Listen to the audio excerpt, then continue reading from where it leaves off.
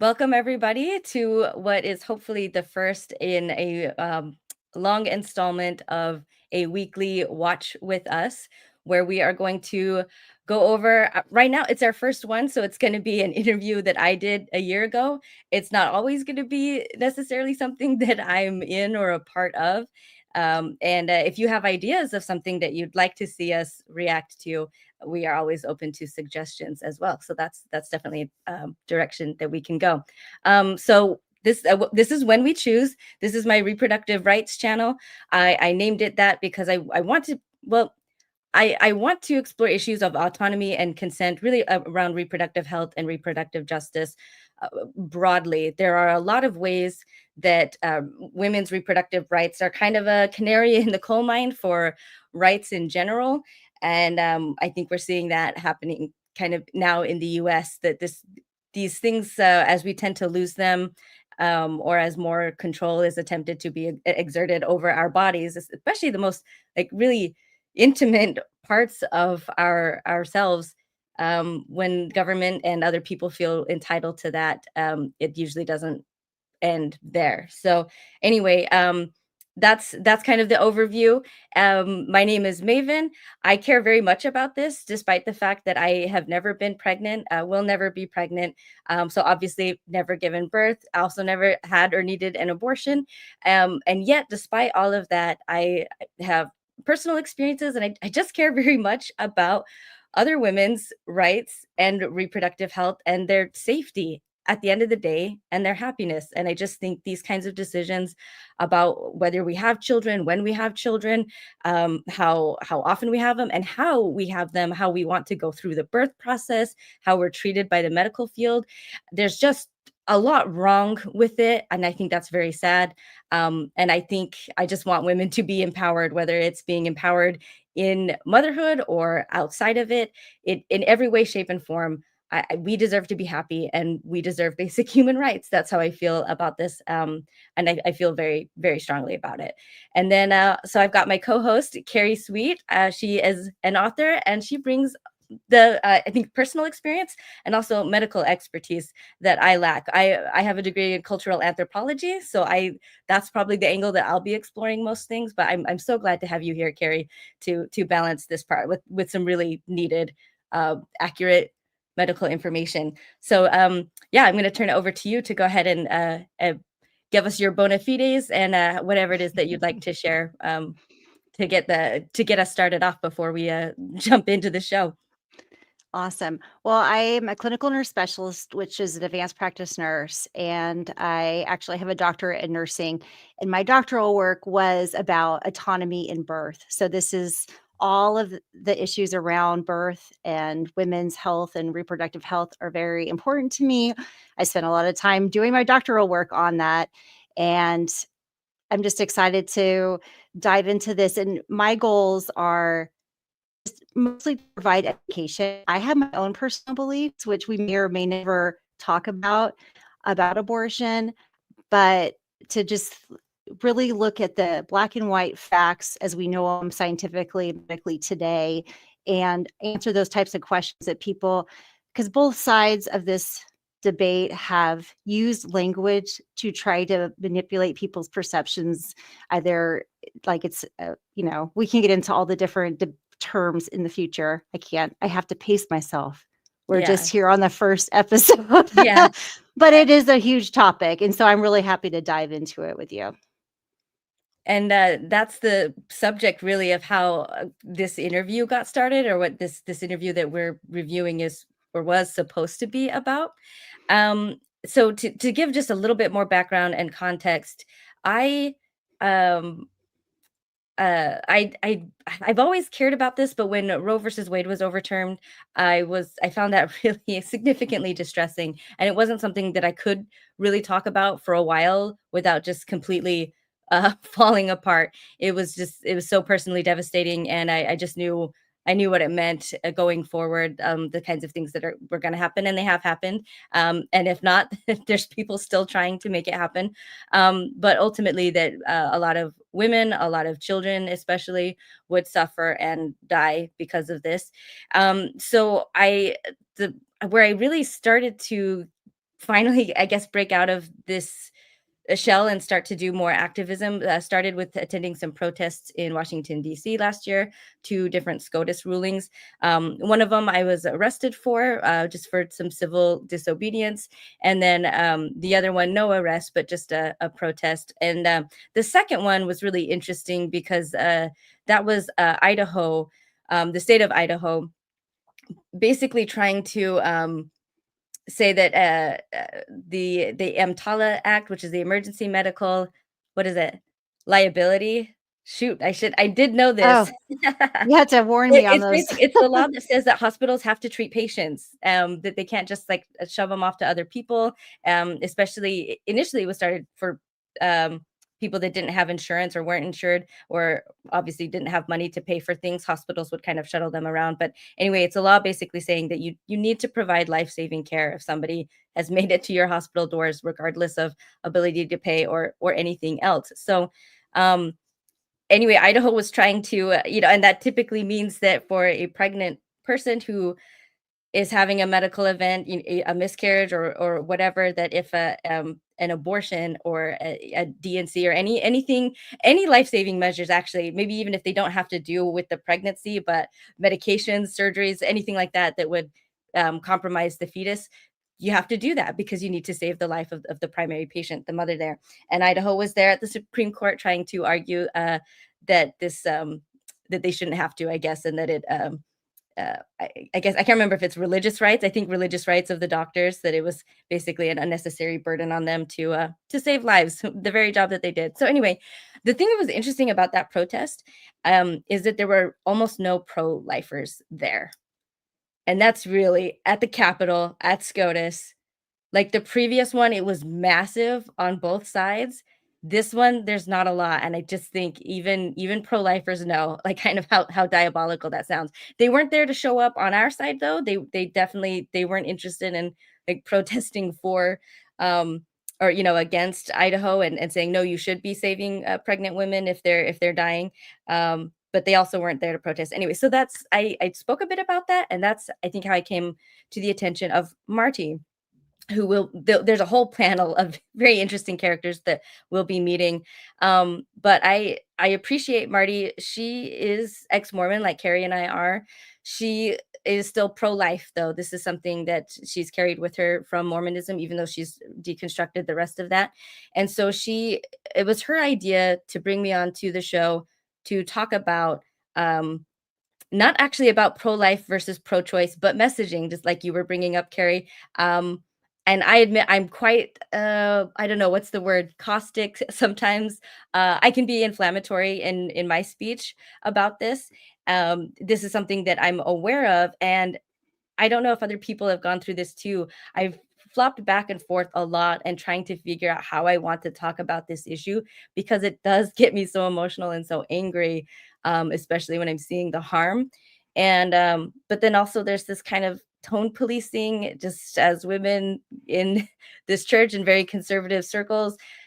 There's always this idea of basically showing any emotion, right? Carrie is just Mhm.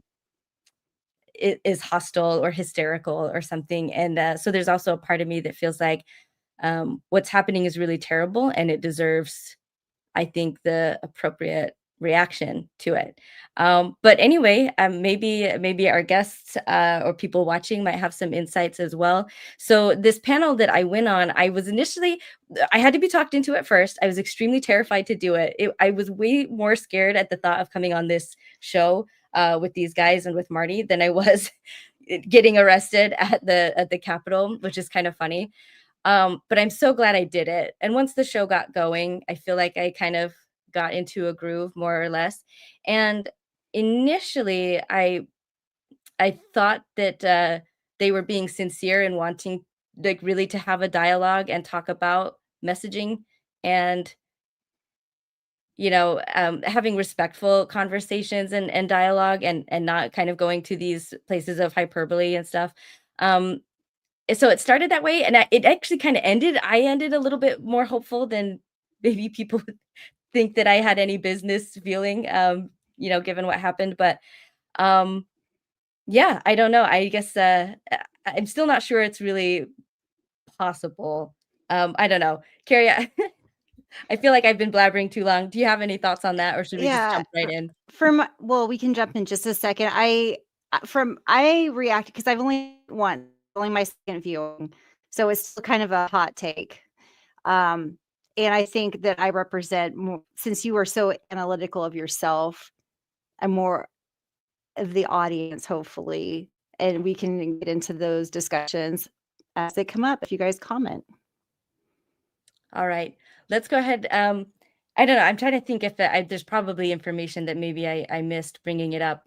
So the channel, say it's called Porch Time with Chris Hanna. So Chris Hanna, I guess, is the main person over it, but he was not there. So Chris Hanna, he's in the channel name, but he's actually not here physically. Um, and let me go ahead and bring it up on screen. So you see Marty is there in the top middle. She's the one that invited me on and kind of had to convince me a little bit. If you're looking at the screen like to the left, then it says psychedelically informed Jared. That's Jared Higdon. His wife's name is Morgan, and Morgan and Marty, in the aftermath of this, actually reached out to me to do another interview. So that's a little teaser for what we'll look at in the future. So that's Jared. To the right of Marty is he goes by Risto. Below that is Jonathan Streeter. He's listed himself as Rabbi Streeter down there. We will not hear from him hardly at all, really, until the very end, because he's mainly moderating the chat. And then we'll be joined by one more guest who will show up on my left side, and his name is Flip, but he gives a different moniker as well. And yeah, so this most of these people they're ex-Mormons, but I kind of see them as like Word Radio, like an ex-Mormon version of Word Radio. Mhm. They have similar views, and I guess ideas on wokeism, and the typical things involving minorities or any kind of vulnerable population, and empathy. But anyway, yeah, I think that's a good enough intro. Let's go ahead and I'll jump in and play it, and then Carrie, just say pause, Okay. uh, and we'll go from there. Okay.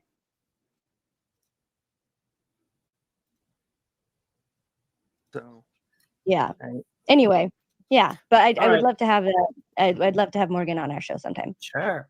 Well, tell us what you were doing in DC. Okay.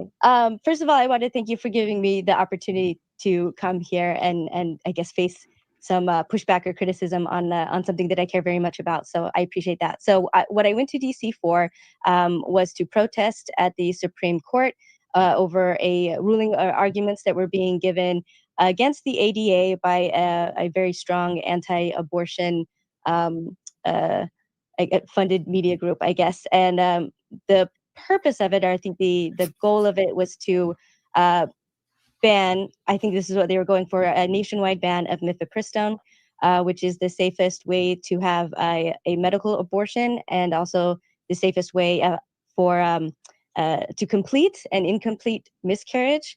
So that means if the if a woman has had a miscarriage, but there's still tissue inside her uterus, usually the body will expel that.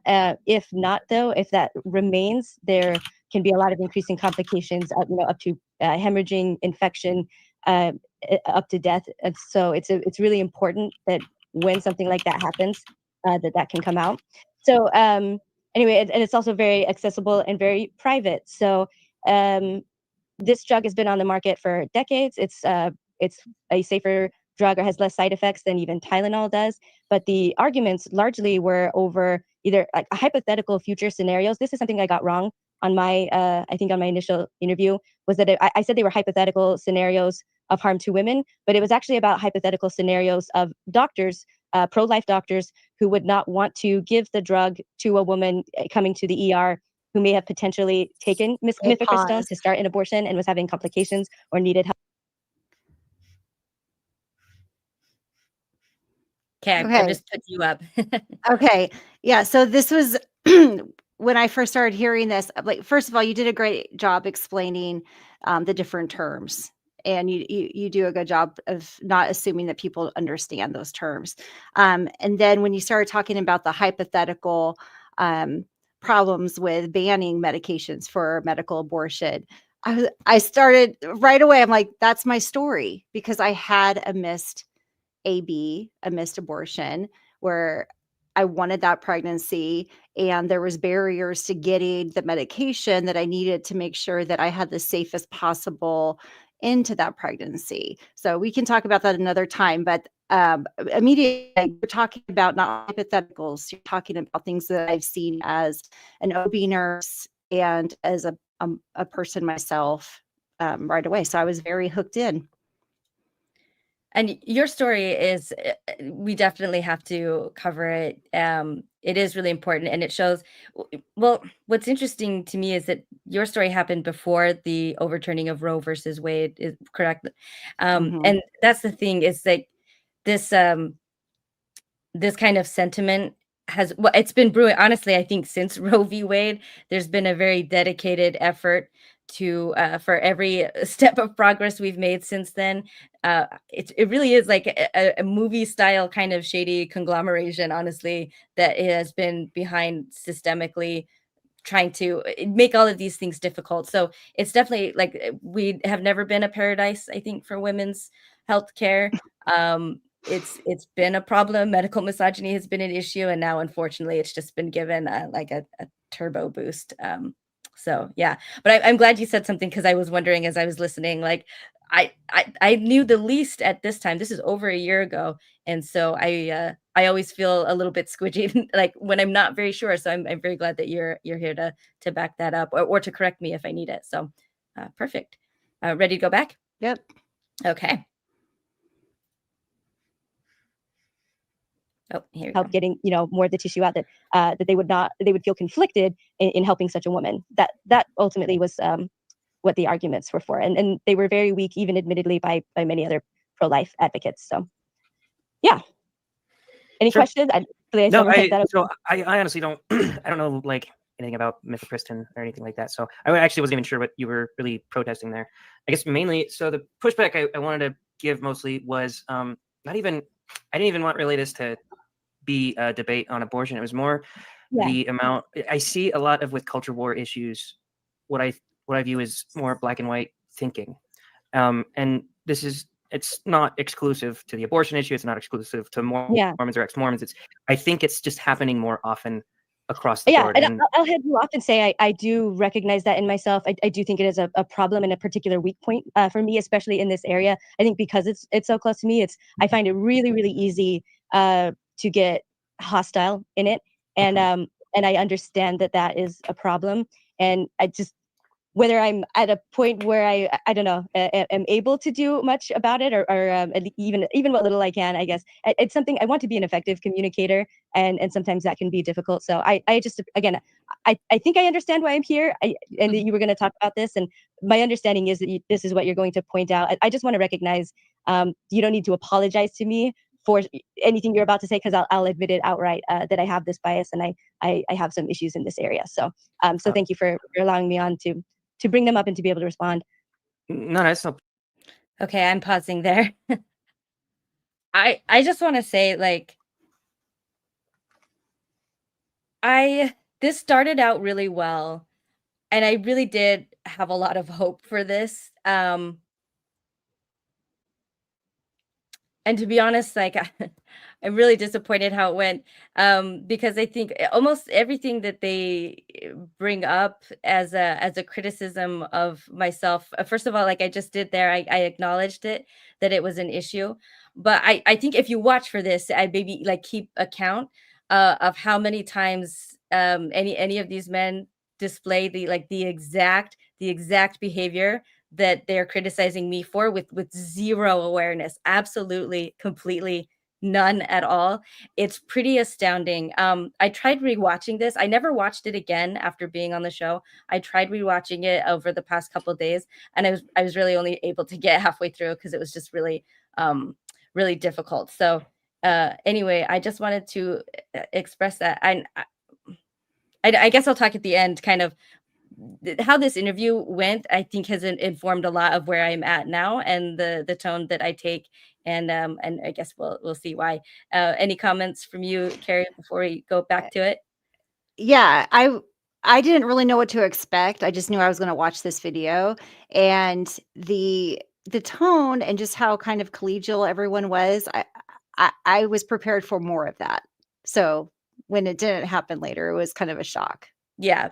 So let's go. Let's see what went wrong. Whoops. Sorry, guys. Here we go. Problem I'm Yeah, never opposed I to having don't- people here. And then I don't think you have to apologize for having strong opinions either. I think Yeah, I lack it's strong less opinions. I lack strong opinions, and I wonder if that's also not good. Because if you're just like, have you ever heard the phrase like, "You're so open to things that your mind falls out"? Like, Mhm. I don't know. You got to stand for something, and so I don't think that's bad to stand for Yeah. something. But So I guess I'm just stopping to say Marty's the best part of the show, I think. it's Yes. more convincing. I Standing think for it effectively. Yeah. right. It's more convincing if you want to try to find out the best solution. It's more convincing to hold up the best version of the other side, which the internet and online world generally is just terrible at in the first place, which is why I thought it'd be cool to have you on if we were going to comment on your video anyway, because it stops us from doing the same thing too, like of pointing out the worst in your video Does and it? saying, oh, look how silly that is, because you're here and you can actually, like say your strongest point, and then we can talk to that instead of like bringing up the worst in other people's viewpoints, I guess. sure. So I get I'm not so much talking about like a black and white point of view on a specific issue, right? Like I understand thinking that certain issues are black and white. It's more like a black and white view of the opponents in an issue. So like an example in like with abortion is if I if I want to teach my kids to be pro-life or whatever, then I could easily strawman this, and pro-lifers often do by I could tell my kid, well, we don't believe in abortion. You say, why? Well, because we think it's a baby and we think that it's killing a baby, and so we don't think that's right. And then he'd say, okay, well, what do the other guys think? And if I say, well, they just like killing babies, they just really like it. They like just running around and having indiscriminate sex with strangers, are just in a gigantic fuck pile all the time, and then they just love killing babies. And Can he's you gonna be like, pause okay, it, it'll work. Maven? Yeah. It'll work for. I think that was such a beautiful, like nutshell of the both of the sides, like the perception of the pro-life side of like, we believe this because that's our morals, without any medical education of the kids of like what exactly, what gestation is, what the risks are, like why we believe it is safe for the baby to be, prioritized over the mother. And that's just couched in values. And that's what we teach our children, just like you teach them not to lie or steal or whatever. Yeah. And then the other side, they're baby killers. And so I appreciate his honesty in that moment, even though I don't agree completely with how he framed it for his kids. Right. I think the issue is where like ideas don't meet reality. And I think that's the main issue here. It can sound really nice to put it the way he did. But this is something else that besides engaging in a lot of the behavior that I'm criticized for, I also don't see them engaging much in the behavior that they're wanting to see from me. And even what just happened there, I don't know if he just said it now, if he'll say it a little bit later. That he wouldn't say like, oh, they're just baby murderers, and he says that I don't believe that. So he's still not actually that was I feel like kind of like a token straw man that was easy for him to throw out as something bad from his side, because it's not something that he personally on his side does, although a lot of pro-lifers do. And even the kind of extreme version of they just want to have, the whole fuck pile thing. It's just a lot of sex without, that is rhetoric that is super common. Jealous. Yeah, it almost always ends up there at some point, is some kind of, well, she should have kept her legs closed. That even if we're not talking about promiscuous women, it still goes down to that. So yeah, that's I just, if you do see it in the chat, if you maybe like call it out, if they do I guess admit to or deal with any of their own straw men that they actually believe, rather than just an easy one, putting it out there as a kind of a token gesture. Mhm. Yeah, anyway, let me know. And Yeah. something that just occurred to me, like as I was watching this, I could see myself, 15 years ago when I really had some of these Mormon inspired beliefs, and I thought I was being very fair. And so I have some grace for people that, in my opinion, aren't as far along in the deconstruction and really understanding like why they have these biases and why they have these beliefs. They could still have them, but I don't think they really understand. But that's what I recognize. I'm like, yeah, they're just not there yet. But it doesn't mean that I shouldn't speak my piece too and try to help them understand. Yeah. All right. Exactly, as long as it takes for him to meet somebody who's actually pro-choice and hear Yeah. from her like, oh no, it was a terribly difficult decision for me. I didn't know this guy well enough. He didn't want anything to do with the baby. My car broke down. I have a terrible job. I'm up to my eyeballs in debt. It's a terrible situation. And then his entire worldview will crumble. And in the same way, I do think that oftentimes the pro-choice side will kind of say, well, these people, they don't care about babies. All they want to do is control women's bodies. And I I don't know, believe that, and I'll say that, but I also think I can back it up. okay. We'll But talk like about it, yeah. if I were to tell you that if I were to tell you that I have no interest in controlling women's bodies, but I personally think that abortion is killing a baby and I don't find it justifiable, like, would you believe that? I guess what I would have to say, or what I would have to bring up, is that just because people may not say, I do believe I can control women's bodies or something like that, or even with other issues, if it comes to racism or homophobia, people can genuinely think they don't have an issue in that area, and where it comes out is in behaviors, I think, and not just the behaviors, but well, a lot of times I think it would be kind of in hypocrisy, and so when you start to look at, I think the wider issue and where things tend to fall through the cracks, then I think that's something that can show, I think, behavior and these kinds of discussions, actually, especially if you bring in hypotheticals to try to make things equal on both sides. Is there a different standard being used for one argument that's not being used for another? So I'll shout out to Rabbi Streeter about wood tools versus steel tools, and so I think that's one of the things that can be used to show or betray somebody's bias that they might not be aware of. So if you tell me that you don't want to control women, I can say that I believe you believe that. But if we were to start looking at more scenarios, I think a bias would start to show, that would be the logical conclusion.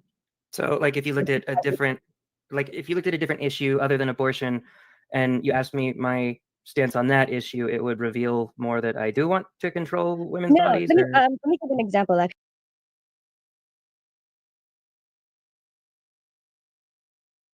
I don't remember what example I'm gonna give there. Maybe I should let it play. But I do want to say this is something I see all the time, and we've seen it in the church. Like when the church, when we're deconstructing Mormonism, when we're in it, I mean, how many times did we hate being told that we're homophobic or racist or all these things or sexist? I defended the church so much against those things, but at the end of the day, like an organization that does sexist things and says sexist things is sexist, even if they don't admit it or say it outright. Just because they don't say yes, we believe women are second class citizens, it doesn't mean that they don't actually believe that, but they couch it in nicer sounding language. And so this was something that I took for granted that the other side had self-awareness about and would know and admit to themselves. So I don't know if I answered this very well. They push back on this multiple times, I think, throughout the episode, that it's not about controlling women, when that's literally all it's about. So this was one of those Mhm. things that it just kind of astounded me in the moment to have pushback on that, because that's literally what abortion bans are there for. You don't like a decision that a woman out there is making for her body. Like, she has nothing to do with you, but you just don't like it, and you want to control the outcome, you want to control the options, or you want to heavily punish her if she takes control of that herself in a way that you don't like. And then especially when you get into exceptions, where some states will have exceptions for rape, or I mean, I mean, because we're talking about children sometimes, like that are raped, that Yeah. there's no exceptions for. And but some states will have them, and so again, like that is control. This state is saying we want to control women this way and this much, and this state is saying, well, we want to control them this way and then this much, and it's just it shouldn't be affected by our state government, the kinds of help that we can get. And like, to go to your case, I mean, there's women in your situation now where they live will make the difference between whether they will survive a medical event with their pregnancy or not. And that's just insane and abhorrent. So I don't know. This is still something that just really, really gets me, that that people say it's not about controlling women. Because there are a lot of things that reduce abortion, and none of them are abortion bans. Sex education, especially consent education, access to contraceptives, education around contraceptives, those have had like massive impacts in reducing abortions in other countries. And what we're seeing in the US is actually abortions increasing. And so you fail at your own goal. And again, the do actually reduce abortions, the things that are successful are things where you are giving people control, you're giving them information, and you're giving them consent, and you're letting them make their own decisions. That is not what abortion bans do. So Yeah, and they talk later, they'll get more into the late term abortions and how terrible they are. But the number two reasons, the first and second, top reasons why people get late term abortions, or I'm sorry, abortions later in pregnancy, because I'm using the ACOG guide to language in abortion, not just like our common vernacular, trying to keep it, medical, is one, something changed with the baby. The fetus is now incompatible with life. There's a tumor in the brain. There's something that they found out later. And the second one is they didn't have access because of all the barriers to earlier abortion. So they have an example later that I cannot wait to get to. So let's go. So I think that my segment on this part of their show was about an hour and a half. So yeah, just for the audience's awareness. Actually, so so my father is pro-life, and oh, I just lost my example. No, I've got it. Okay, so my father's pro-life, and he is somebody who considers abortions, especially what we'll call elective ones, when there's not like rape or incest or an immediate threat to health. He would call that baby murder, right?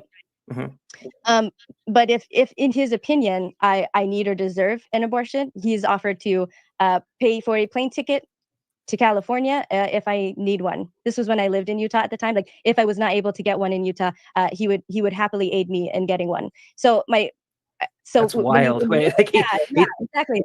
It's like, okay, is it baby murder then or not? Are you and to him it's not. He would not call it baby murder if it's coming from, if he thinks I need it.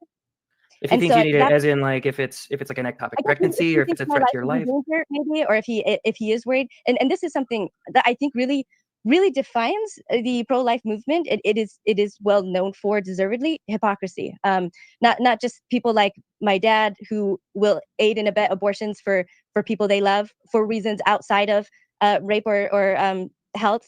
But then yet still protest and fight against other people's ability to do that. But even women who will be anti-abortion until they need one, they'll quietly get themselves one. Usually it's only the very, very closest friends and family that will know, and then come right back on the street and protest. It's abortion for me, but not for thee. And I think one of the best articles on that is called "The Only Moral Abortion is My Abortion."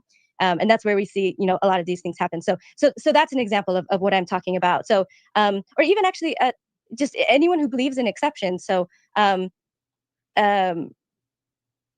Roe versus Wade was repealed, I put a long rant on my personal Facebook page, and someone tried to send me one of the gory abortion videos, cut up babies or whatever.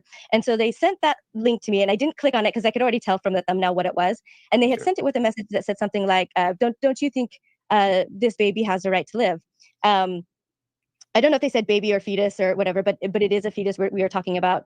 We're not talking about a born baby. I just want to make that really clear for those Well, that so the way I always see that is that baby is more of a colloquialism, you know, like yeah, infant, I fetus, understand that. I just want to be really adolescent, all of clear. that is, yeah, but like every I pregnant think woman that you know will call the baby inside them, they'll call it a baby, like the baby's yeah, kicking, the baby's dancing on my bladder. They don't say yeah, I the can say clump of that. cells I guess is.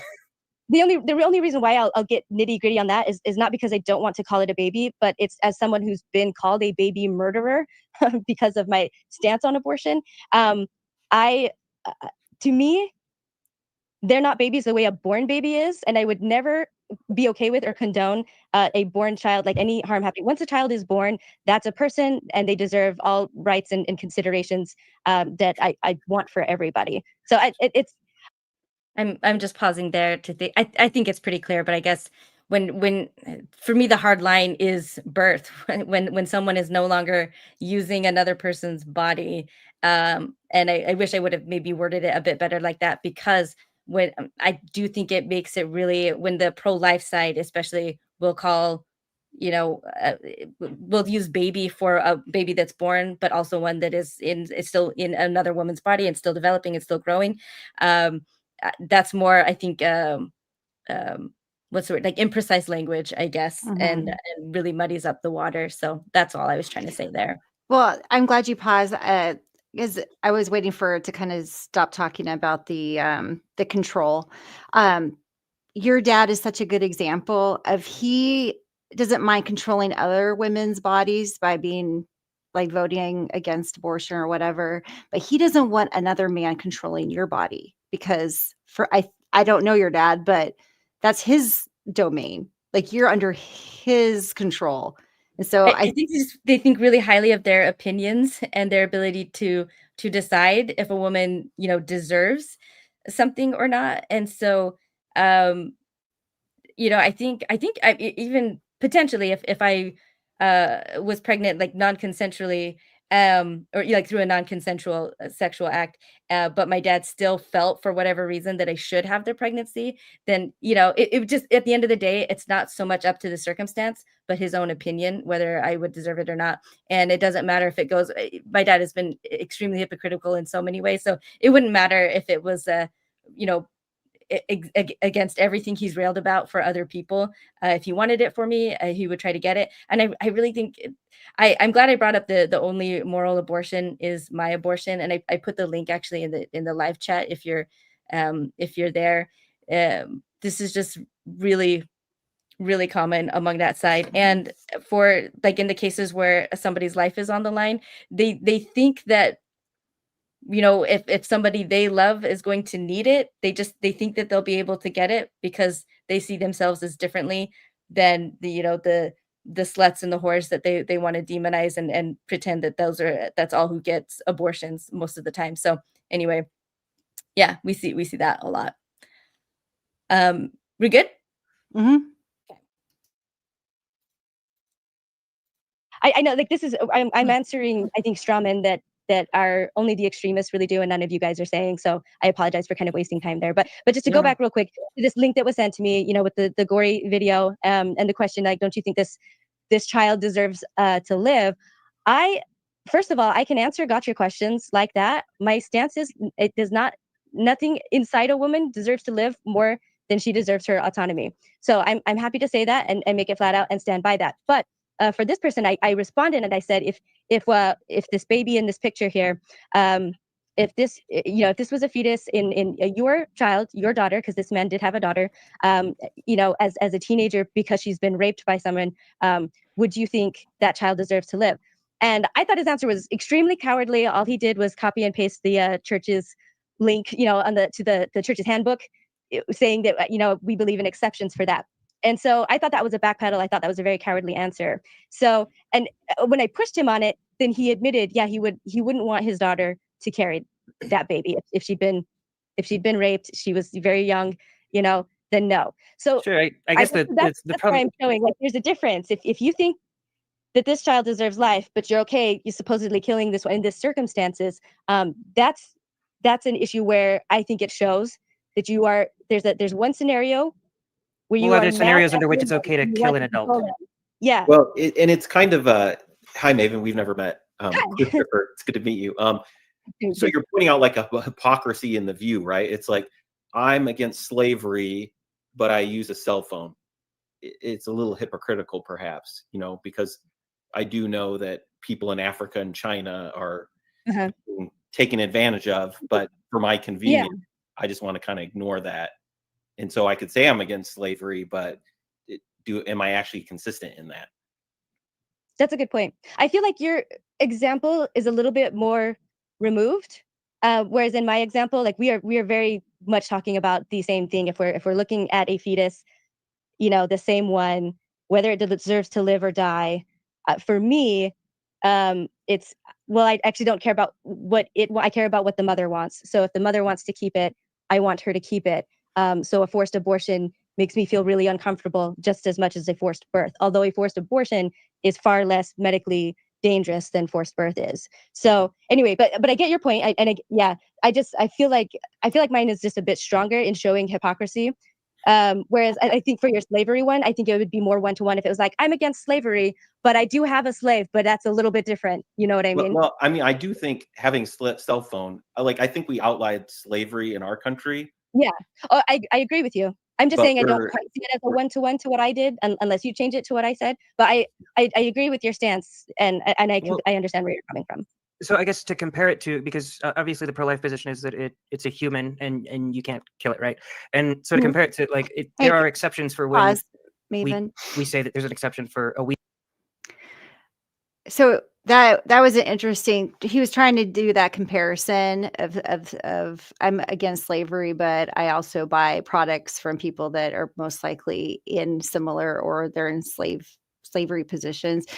I think it's a more relevant example that if you're pro-life, but then you defund the Medicaid and the the preschool programs and all of the things that help when the child is born and helps the families. So I think that would have probably been a better example. What do you think? Oh, you're muted. I agree. Or when they do things like disband the research that they do on maternal deaths, because because the statistics don't look good and they got leaked. So then it's just better to not have any numbers and not report on it and look at it instead. That doesn't seem very pro-life, and yet that's what they're doing as well. So yeah, Yep. yeah. Okay.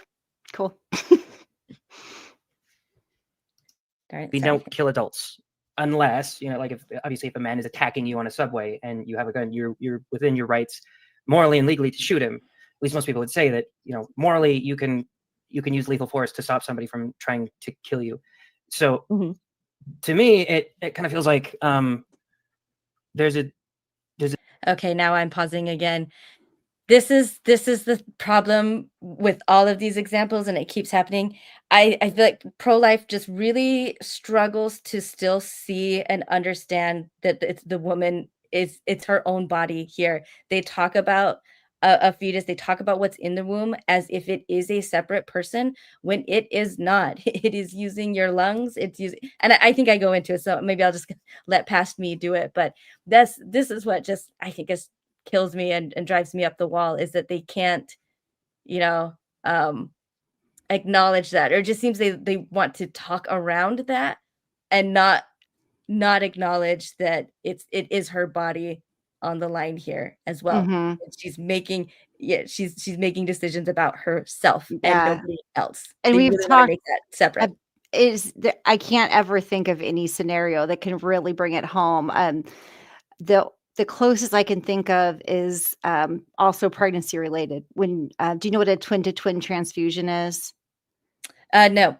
So Even if I did, I bet our audience wouldn't know. So I'll let you take it. so if you have twins, sometimes the one of the twins can be like taking more of the nutrition from the mom and basically more of the supply of blood and everything, and so they're From the growing mom or from the other from the twin? baby. I'm sorry, from the other fetus, so the other twin.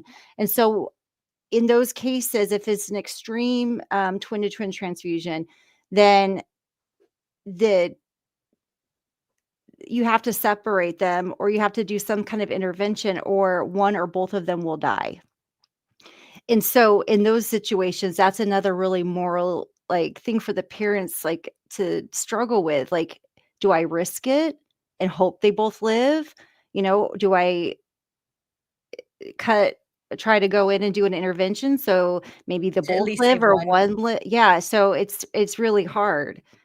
And I think 100% every case has to be taken just for what that one is, and make a decision based on all of the medical and the parents' input that you have available. It can't be just a blanket. Oh, if you have a twin to twin, then just roll the dice and see how it goes for every single pregnancy. That's ridiculous. Right.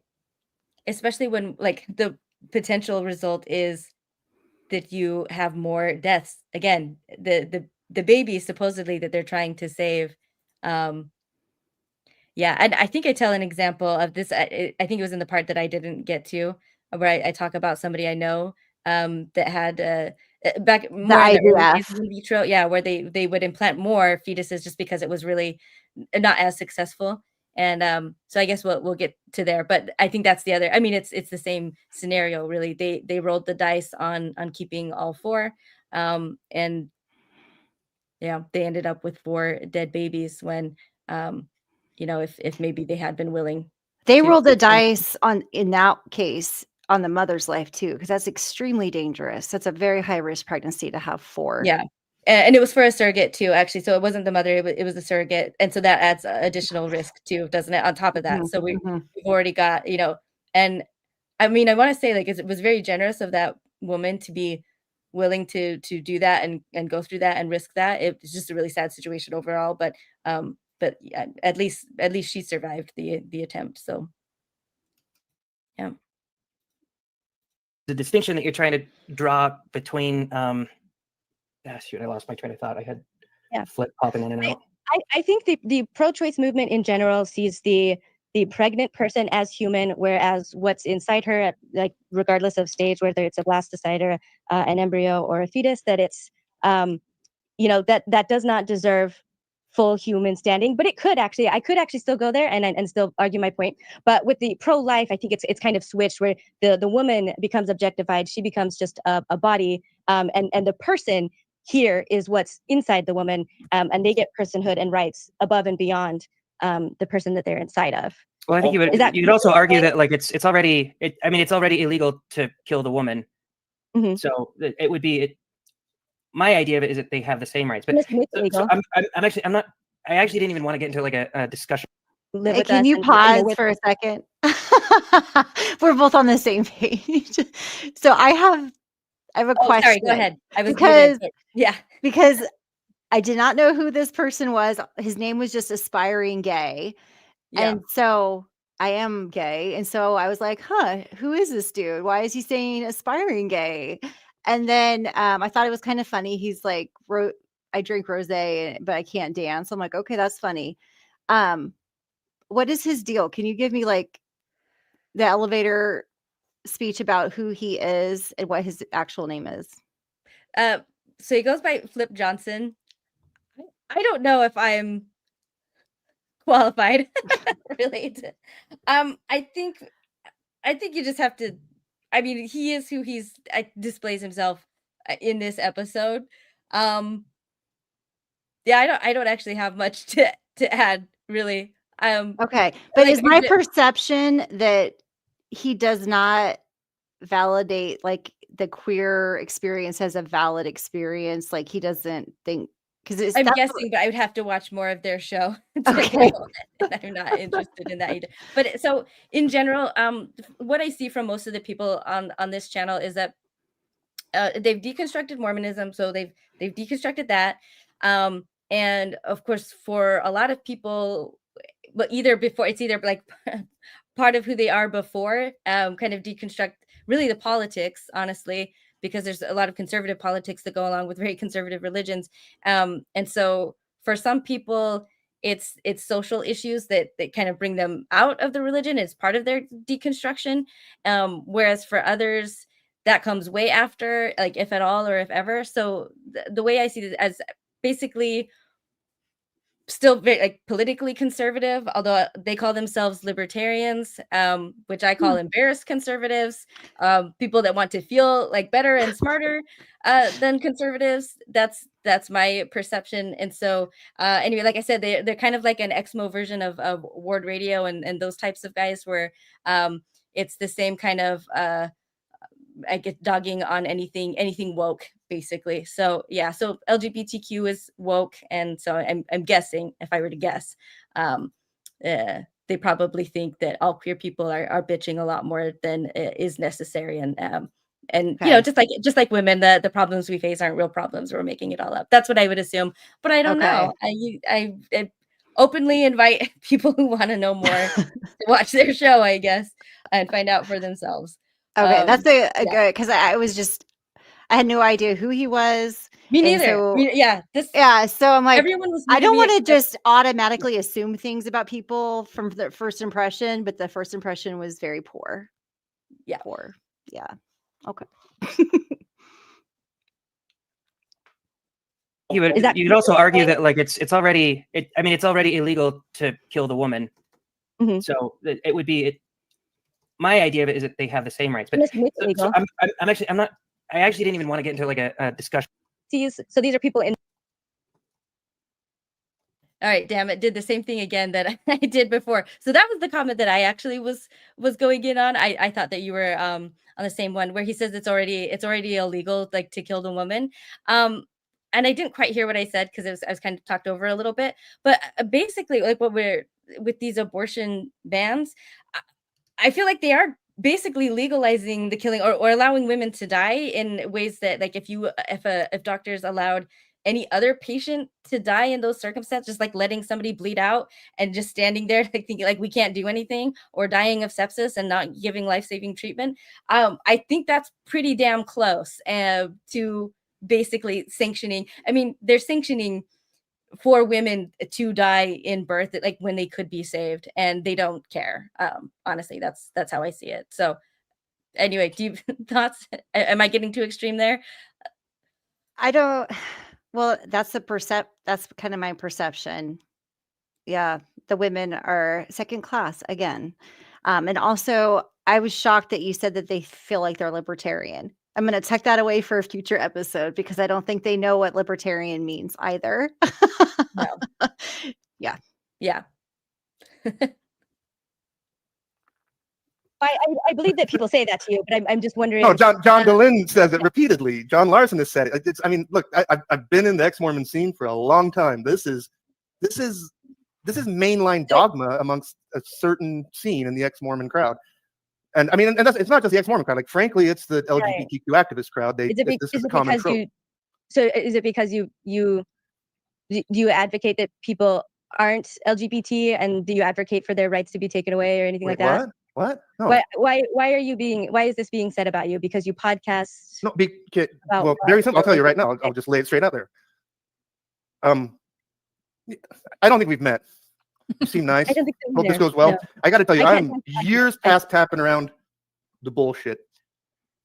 The whole LGBTQ activism thing, capital Q, capital T, queer theory, is a religious proposition. It is filled with articles of faith. It's filled with dogmas.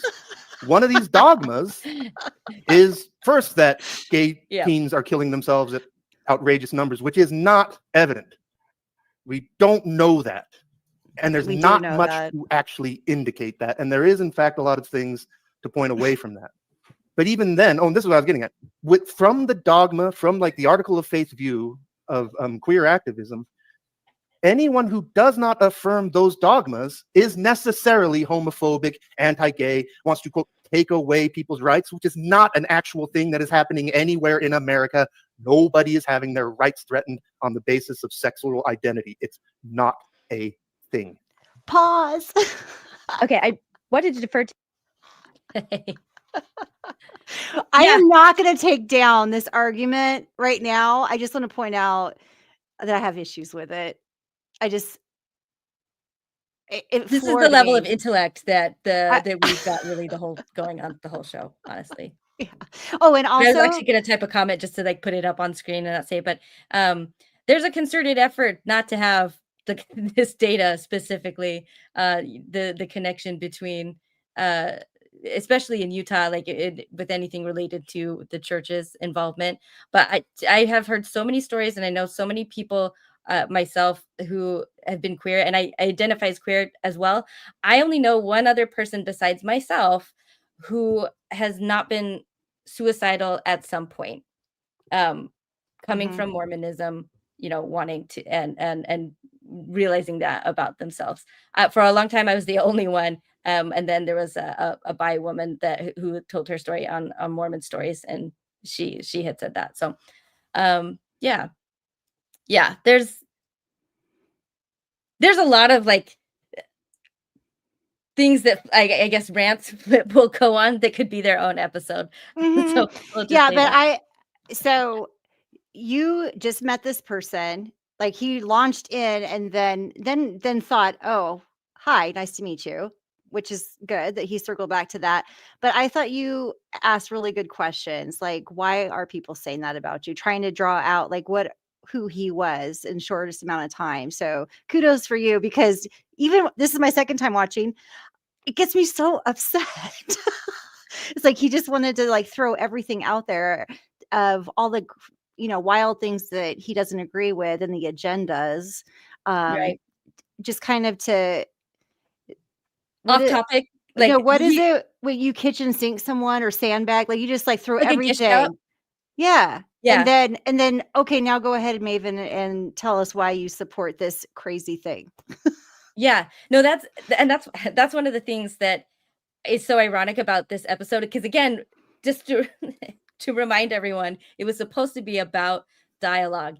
And the entire time that Flip is on, he very rarely, he doesn't allow me to speak for myself. I have to stand up for myself to speak my own opinions, because he gives them to me every single time. Every single time he brings up these kinds of things, or he wants to bait me, like, do you think this? Because he already wants to think that, and say that I think that. And so it's just, again, it's just really ironic that and even now in the comments, I thought that I'd banned some of them, but I apparently missed a few.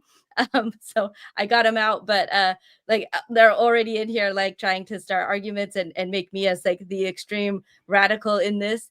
And it's just ironic when you look at it. And again, they want to teach me and correct me and tone police me and my speech, when again, like in this episode, Flip doesn't even let me speak for myself the entire time.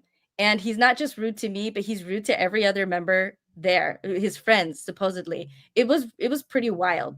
To and they just let him run rampant. And so It I was still think they interesting. were genuine, because I believe Marty. Marty, I don't think this was a gotcha. And I think some people might think that it was, I was brought on under false pretenses. And I don't think that's the case, but I think they just don't have the self-awareness to realize how poorly they can even present the own values that they think they have and that they're wanting to see from me. Like they don't even have it in them to display them themselves, at least not for very long. And Well, Flip especially. he told you he's just tired of like dancing around this subject, basically, of the BS. So he's over it. He just wants to be able to say whatever he wants because he's in the right side, in his opinion. But Yeah, the same rules do not apply if you are yeah, not of the same opinion, not even the same shade of opinion, as you pointed out. Like he wants to like say that to everyone. yeah. All right. To Jared, real quick, if this is where you wanted this to go, or if I don't want you to We feel don't like have you're to go being there. ambushed. no, We can no, it's like a completely different topic than I came here Oh, on. it's not a for. completely So, different topic. but Oh I no, can because it is like no, because you said you don't like being accused of yeah, being the baby killer. Like I said, like I know you're saying like, well, I don't know if it's true. Yeah. I think that I have the receipts. This is a very common claim amongst Okay. queer activism.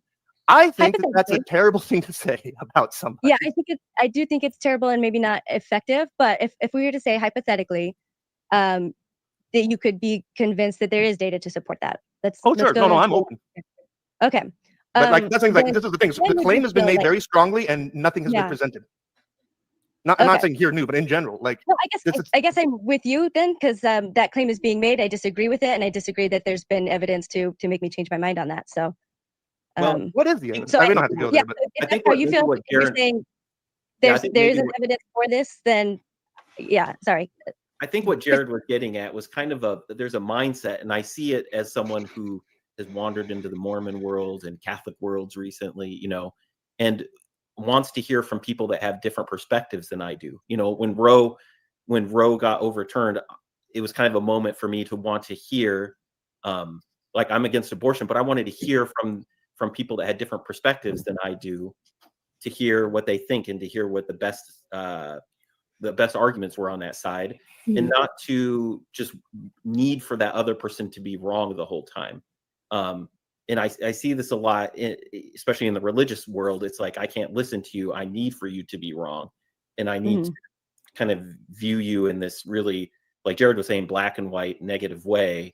And I'm going to pigeonhole your Can you beliefs, pause for just a and I sec? won't let you come out of that pigeonhole of belief.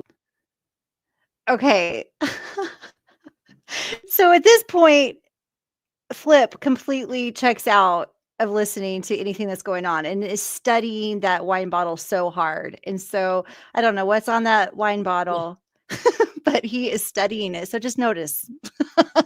I didn't notice that at all. Like, when you had sent me a question, a text ask, and I was like, I don't know what she's talking about. But yeah, I missed that. Belief, Yeah. rather than having a robust dialogue about it. Yeah. I would agree with you. And I would say, I think one of the reasons why I'm here and why I find this really valuable is I don't have a lot of experience anymore. I mean, I was raised Mormon, so obviously I was pro-life for all the same reasons from the get-go. I actually became pro-choice, but kind of quietly so. I think sometime in my early 20s, I just learned enough about the bad effects, not just on women, but children, and kind of societally, that made me think, like, oh, as much as I really hate the idea of a woman getting an abortion, I can see how, like, the access needs to be there overall for the better good of everybody. But I never talked about it, and if I did, I got any pushback, I would just kind of clam up about it. And when it comes to be perfectly honest, for me to, like, try to talk about this, I haven't met very many people like you who are willing to even let me finish a sentence. I mean, we're talking really extreme here, and and my father is one of the worst ones. My father's reaction was one of the most heartbreaking ones to me, because I really wanted to talk to him. And I understood that I wasn't going to change his mind. But I just wanted him to hear, I think, the pain and the fear and the devastation that I was feeling, not just for myself, but I just felt like for the whole country.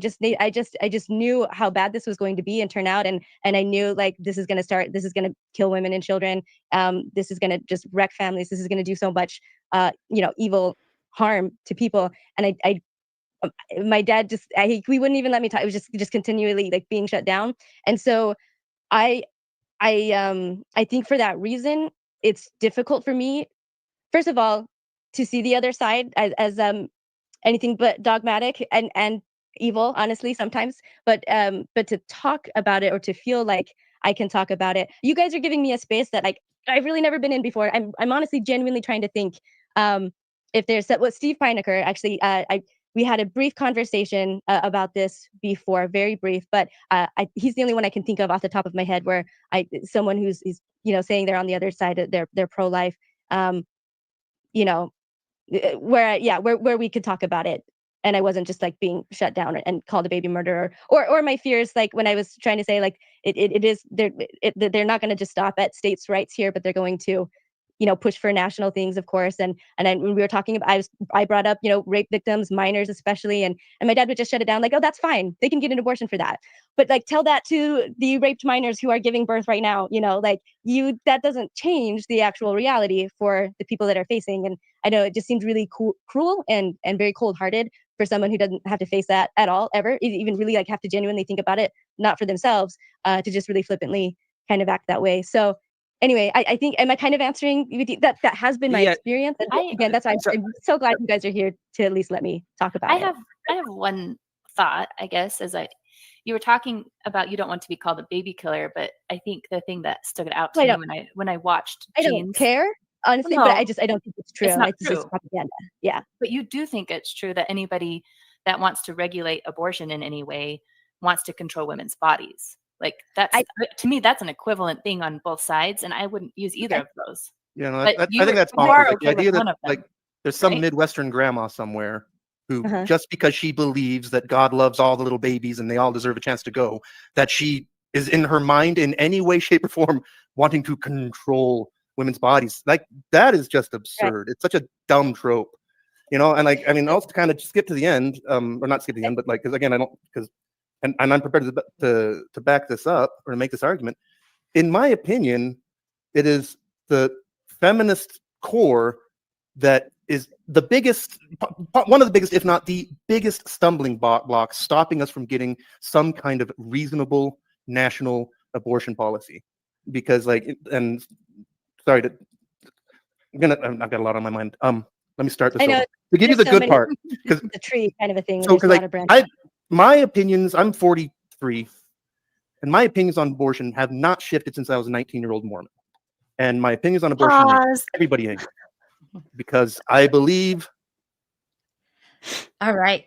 Cliffhanger. Okay, so if your opinion has not changed on any subject since you're 19 at all, I think that's a red flag. You should have grown and evolved a little bit from 19. Your frontal cortex isn't fully developed at 19. And yeah, I just wanted to make that comment. Yeah. Well, I mean, he goes on to say, this is what's so ironic about this all is he basically like he gives the pro-choice. This is where he says like he says he's pro-choice. Well, he doesn't say it like that, but what he expresses like I 100% get behind. But and I think he said because I think he says he knows someone, and so I think that's why he was able to clock in early enough on maybe like what is really at stake here. But what's interesting is that knowing that he has zero interest in standing up for that for anyone else. He as far as he's claimed to be kind of on this side that he's I guess the lone pro-choicer other than myself on this panel, his actions and his rhetoric and it's just as damaging as everyone else. So yeah, and that's I guess it's more of a sign to me, not just with Flip, but with like recent stuff that happened with Bill and RFM when I called them out. Like Bill also calls himself pro-choice, but when people when men like this call themselves pro-choice, but then everything else they do in their activities or in their voting or for who they support does not support that, then they're not helping us any. They're still actively part of the system that's taking those rights away from us. So And anyway, he's very dismissive of large groups of people that Mhm. don't share the same opinion of him. And he didn't let you, he like rolled right over any comment you might have made or any rebuttal. It's like, oh, that's dumb. And then launched into the next thing. Yeah. And I'm willing to admit that I'm pretty dogmatic about where I am, but I think there's a journey, and I think there's facts and data to back it up. But I'm also I'm being honest and upfront about it, and it where again like he doesn't see that in himself at all. And so yeah, again, it's they want to call me a radical extremist. They like I'm not willing to listen. I'm not all of this stuff. It's all my problem, but it's not his problem at all. It's just a complete double standard, and they're not even aware of it at all. That's what's so wild about this whole interview, I think. abortion should be a legal right. I believe it should be private. I believe it's not anybody's business unless you choose to make it their business. I believe it's something like people I know and love that are very close to me have had abortions. I do not judge them. But most of the arguments made by the other things, like the whole pro-choice, pro-life framing, right there, we're in the realm of bullshit. Yeah. Like, seriously, we're going to have a serious conversation. Everybody is pro-life. Everybody is pro-choice. It's like right there, you're poisoning the well. But most of these, like the loudest arguments that I've heard my entire life, like, and you guys covered a little bit before the whole, like, well, I mean, things I've heard people with college degrees in medicine say, well, at one stage, a human fetus is indistinguishable from a whale and a fish and a chicken. Still a person. Who doesn't know that? This is a human. This is an unborn child.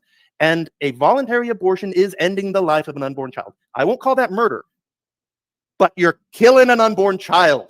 Cope with that. If it's really okay, then it's okay to say so. The other thing that's nuts about this is all this stuff about like, well, what about rape and danger to the mother and danger to the child? Absolutely valid, except that these are vanishingly small in the total realm of the big picture of abortion. Everybody knows the vast majority of abortions are effectively a form of birth control. If there's nothing wrong with that, then there's nothing wrong with people pointing that out, right? The other thing is, and this is a doctrinal fundamental contradiction that I don't think feminism can solve. This is their problem of evil, as it were. Feminism posits that reproductive rights are extremely I important. wonder if I can Sorry, interrupt go because I did, please. because Marty asked a question, and I feel like I'm we're, almost done. we're going, we've gone on a different topic. No, and no, I this is wanna the same topic. back in it. I'm almost Okay. done. Okay. Feminism posits that reproductive rights are absolutely essential. Feminism also ostensibly advocates for equal rights. There are three words that deconstruct the entire feminist argument as it comes to reproductive rights. And those three words are male reproductive rights. Now, I believe that women should have all the legal. Okay. Where is it going with that? Yeah. Wow. This is like, so I had it in my notes that I did want to stop here. I think we're actually making pretty good time. I have so many other comments that I've just kept back just to like try to have more of this played out. But this, I think this is another large kind of theme throughout the whole thing. I it really bothered me here how he treated he just like I get that he was going to run over me. I wasn't surprised that there was nothing like shocking or surprising of his treatment of me and his rudeness towards me, but I was surprised to see him do like treat Marty the same again because I didn't know who he was. I didn't know like this is just like who this man is, you know. And so there was just something inside me that just really really irked me that he would do that. And see she's smiling for a lot of this, which I get because on how often do we smile when when things like this happen? It's like a Mhm. survival technique, I think, when men are this rude to just like to be smiling as if like it doesn't bother you and they're not being big assholes. And you know, and if it's her friend, like it's her group, so she's got you know, I guess social reasons to be amenable, I guess, but I don't know. It just really bothered me so much, and so I could tell I didn't want to. The part of the reason why, and I know like he thinks that I'm dodging, but already before he said this incredibly stupid thing that he just said, I already before he even said it was trying to put it back to Marty and try to answer her question. And so he goes ahead and finishes, but then I still try to go back to Marty, and you'll see he clearly sees that as a win, as like a dodge from me. So I'm just pointing out, like before I knew what was about to come out of his mouth, I was still trying to go back to Marty because I knew I felt that if I just let him do that, that I was kind of basically participating and maybe kind of supporting, tacitly agreeing that he was so much more important than Marty, that it was okay to just Mhm. ignore whatever it was she asked, unless he felt that it was a good enough question that he would allow me to proceed to go ahead and answer, you know. And I didn't want to do that. And it wasn't just for Marty. Initially, I was thinking that he did that to her like because she's a woman, because she's the only other female. But no, he does it to everybody. And so you'll see me do this again throughout. Like I'll try to go back to Jared. I'll try to go back to Risto. Flip will just try to run over all of them. And every time, I don't know. I was thinking in the beginning again because I didn't know Flip, that if I kept doing that, if I kept kind of holding him off when he was rude and interrupting and allowing, you know, going back to the people who originally asked me a question and allowing them to finish, that he would kind of, I guess, like take a hint and like socially moderate himself to behave a little bit better. And I think for other people that would have worked. Maybe I think they would have picked up on it in general, polite society. I don't know. What do you think, Carrie? Like, does that make sense what I was trying to do there? Yeah, absolutely. That's one of our tools as women. We can use to say, "Hey, you are talking over this other person," and try to Yeah. empower other people's voices. And that's what you were trying to do, I believe. Yeah. I don't know. I don't want to make excuses for him because he chose to come on this podcast in whatever condition he was, but he was drinking. So I don't, and I will never know how he is sober because I'm not going to go watch. But I don't know if he just felt really had that liquid courage or what was going on with I that. think so, but I think it's liquid courage to be the person that he really is on the inside, I think, unfiltered. And I none of my interactions with Flip have really been any different, honestly. But I don't know if he's always he could be a functional drunk for all I know. I don't know how much he drinks outside of this, but I suspect that he is not always drunk every time he's interacting with me, and that he is the same person sober. But that is kind of you to give him at least a little bit of grace in that way. But dumb if that was him being unfiltered because of that substance. Not the best choice. Yeah. Because you really On the other showed your hand, I ass. almost sometimes feel like I appreciate an honest asshole more than a polite liar.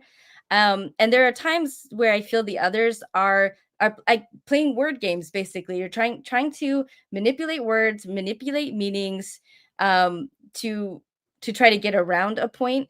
So there are parts where I actually appreciated Flipboard because I felt like I was really getting the unfiltered thing, which I was, whereas the others are filtering, they're moderating, they're doing this kind of social dance or whatever. But anyway, so I tried that subtle of like going back to, but then I actually go for the not subtle, the not feminine way of trying to like gently guide the conversation back to who it should belong to. But I call it out, and his reaction is really telling, and again, not surprising because men do not react well when you do call that out. But I just want to show, and that's why we learn to try to do things nicely, because that is the typical response, that if you bluntly call something out for what it is, like the anger, the ego, it's quick and it's harsh, and you'll see that coming up. But anyway, yeah, again, that was just a really frustrating thing throughout the whole thing, was trying to answer other people's questions and just not being able to, and then being kind of vilified or uh portrayed as if I was dodging him by trying to give anyone else besides him the attention. And I don't always do it, because at some point I just start giving up, and I realize like how hopeless it is that like he's not going to be, he won't even respect his own colleagues, and they're not doing anything. I don't know if like because it's like Chris Hanna is in charge of it more, like it's more he's the moderator, and since he wasn't there, I don't know. But anyway, yeah, let's you'll see we'll see more of this. But I guess I do want to say, like, the idea that men's autonomy is like opposed to feminism, or that this is like the big gotcha, just shows how insanely I say stupid, but honestly that's what it is. Like, it feels mean to say still, but just how little this the man Short-sighted, understands what he's ignorant. doing. Yeah, because yeah, and I didn't, that was another thing too, because again, he's totally derailing the whole conversation. And so I'm hearing what he's saying. I'm wanting to go back to, and this is the thing, I have ADHD, and normally it's really easy for people to sidetrack me like Flip does. So it was really hard for me to try to keep what the other person said that I didn't get to answer, like to try to hold on to that while also trying to like listen to Flip, hear him, and then be able to come back to that. That is a skill that I don't typically have the attention span for. So part of it, like I'm concentrating, I'm trying to remember Marty, but then also like as I'm hearing this come in, it's just like a what kind of a moment. And so anyway, yeah, that's what's happening here. Opportunity equality in the world. I do not believe men should have the same reproductive rights as women. I don't believe that. For biological reasons, I don't believe that. But can feminism face that? Because there is no feminist anywhere that I've heard advocate for men to have the right to opt out of parenthood. In fact, every single time I've ever engaged this is like magic. Every time I bring it up, the answer always comes back from feminists. They instantly Oh, that's become interesting. Okay. Super conservative Christians, and they say if men don't want to deal with the responsibilities of their sexual activity, they should keep it in their pants. It's amazing how they say that. Now, and they like the cognitive dissonance doesn't trigger in their head. Like, well, wait a second. What's good for the goose is good for the gander. If men don't want to deal with the consequences of sex, then they need to keep it in the pants. Does that go for women? So so you're talking about parenthood. This is related. So to me, No, I I'm have a talking lot of about reproductive rights. This is Okay. this is Yeah. fundamental. I think I did the unmute. I don't know if I bring this up later, but I think I do at some point, but I might not bring up this point. My I will say this phrase, like the keep it in your pants, but it is almost always as a response to people like this, to pro-lifers, where I'm trying to use their own logic and consistently in their worldview that they're trying to put out here. So I've never I don't I ever actually legitimately said outside of that context to someone who's like, I don't want to be a father, but I want that, I don't want to be a father, but I want to have sex with whoever I want or whatever. Then I would say, well, you should probably get a vasectomy, or you should do something. If you don't want to be a father, but you want to have sex, then you should be engaging in some form of birth control. And a vasectomy would be the ideal one, because then you don't have to worry about the birth control of your partners and whether or not they may be baby trapping you or lying about it. It's like that's a man taking control of his own reproductive decisions, the way I took control of my reproductive system, and I support that. So that was just something that was, I thought, really like stupid to be heard.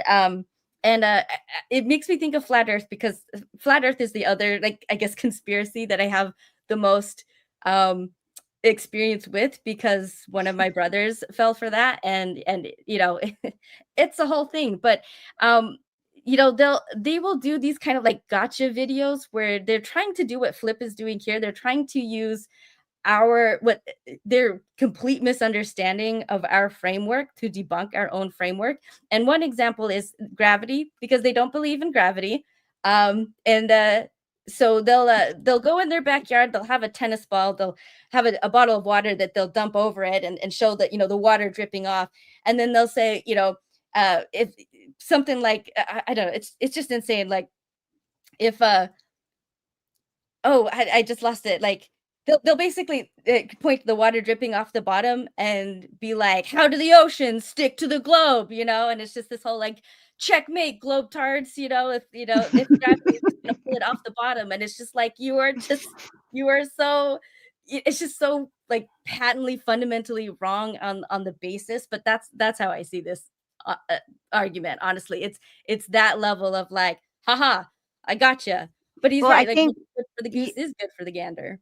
it is, and I think he's conflating parenthood, which you pointed out. Pregnancy is different than parenthood, because a woman can have a baby and opt out of parenthood of that baby legally. It happens every day, called adoption, or you surrender your child in the foster care system, or you put them in the safe haven and surrender them. So women Or also some opt out. give to the grandparents, and check out. Like, men and women do that. Yeah. Well, I think it's very closely related, and you can conflate them pretty easy, but they are separate. So you did a good job pointing it out. He did not pause and receive that. No. Yeah. Real quick, so my mom and my dad, after they had two kids, I was first. They had a boy and a girl, and my dad was feeling pretty done. Then he didn't want to have any more, but my mom did. But he kept, pushing it off. She was also on birth control. She didn't like how it was affecting her. She didn't like being on it. And she eventually got to the point where she said, like, look, I'm going off birth control. So if you don't want to have another kid, don't touch me. Right. Which, again, like, that should make sense. That's for my father. informed consent. Yeah, because I mean, if he and he literally said, like, if a woman is uncomfortable with even the small risk of potential death in pregnancy, then she shouldn't have sex. Like, my dad went all the way there. And so if he didn't want to have any more children and my mom was going off birth control, first of all, he should then it should be just as easy, like, for a man to be celibate the rest of his life. Once his female partner, again, married, because we're moral Christians, right? If the female partner says, I'm not comfortable with that, so, like, I'm never having sex again, then obviously her male partnership. My dad should have been celibate since 1988, but yeah, obviously not. And so my youngest brother was born within the year that ultimatum happened. Like, yeah. My dad lasted maybe a couple months at most, at most, if there was anything going on. And I kind of like laugh about it a little bit. I mean, because it shows my dad's hypocrisy, but I don't think it's a good thing that my mom did. like their marriage was not very good. And but like when people try to bring another baby into things, just like either thinking they could fix it or for whatever reasons, I'm not saying that like it was okay for my mom to put that ultimatum out there like that. And I don't know. Again, he's trying to make it sound like that would have been okay, that feminists think it's okay for women to baby trap men, that they can just decide who's going to be a father of their baby, and that they should have no say. And I've literally never ever heard anything like that women have free access to men's sperm to make a baby against their will. It's just like a wild thing to bring up. But anyway, yeah. Or abortion conversation, right? And it I ties into still think feminism. this is a different question now, because you're ending in a question and we still haven't gotten to Marty's question. All right. Can I put you Observation, like, really. on hold? Yeah. I wanted to at least answer what Frankly, Marty- I think I've made my point. I think it Okay. stands on its own. and I'm happy to answer it, but I want to answer what Marty was saying first, and then I'll come back to you. And this is the idea that it's unfair for me to the wanting to control women thing. So I want to say that from everything that I've seen about how people who call themselves pro-life, their arguments versus their actions and everything, that there's 3 reasons that people can fall under for the reason why they're pro-life, or I guess 3 things that are, and you don't need all 3. You can have one of them or 2 of them, or it could be all 3. But it is misogyny. That's where the controlling of women comes in. But it's also ignorance of either anatomy, the medical realities. Uh-huh. You have to break that down for me. Like, you can't just say misogyny and I'll understand. Oh, Like, you have to misogyny? give me, Okay. yeah, you're gonna have to explain that more. Okay. So when I'm talking about misogyny, I am talking about a hatred of women, or a disregard for harm caused to them. Also an entitlement to their bodies, or an entitlement to make decisions over and for them. Ultimately, it's anything really objectifying or bringing women's status as anything less than an equal person, but an object, either a sexual object or a reproductive one. Is this always That's hidden, kind of or do people like blatantly say, I don't think women have the smart or know how to handle their own pregnancy? Like, I feel like I know how to do this for them. I have had comprehensive. Is it blatant, do you think? Or are you saying that for some it is, but not for everybody? Part of why this discussion was good was, in addition to the like, oh, we don't think we're controlling women's bodies, but I just kind of took for granted that they did know that, and that movement was, that they would acknowledge that about themselves. This part here, like, I explain a number of ways that people can be misogynistic. It's not always the overt hateful stuff. I think the disregard and the callous, like, just not giving a single fuck about the kind of the actual realities that women are facing, that's the most common one, and that's the most common one they show, like, repeatedly throughout this whole show. So they push back on all 3 of those things that I listed: the ignorance, the hypocrisy, and the misogyny. But they all demonstrate each of those in spades. And but it's interesting to see that they argue that, again, while being, and I'm literally explaining that people are unaware of their own behavior, and then they're just like proving me right. Yeah. Like, let me give you a good example of this. That's what just reminded me of my, and I'm sure I still do it. And maybe in 5 years, I'll look back and go, oh gosh, I just didn't even, I thought I knew.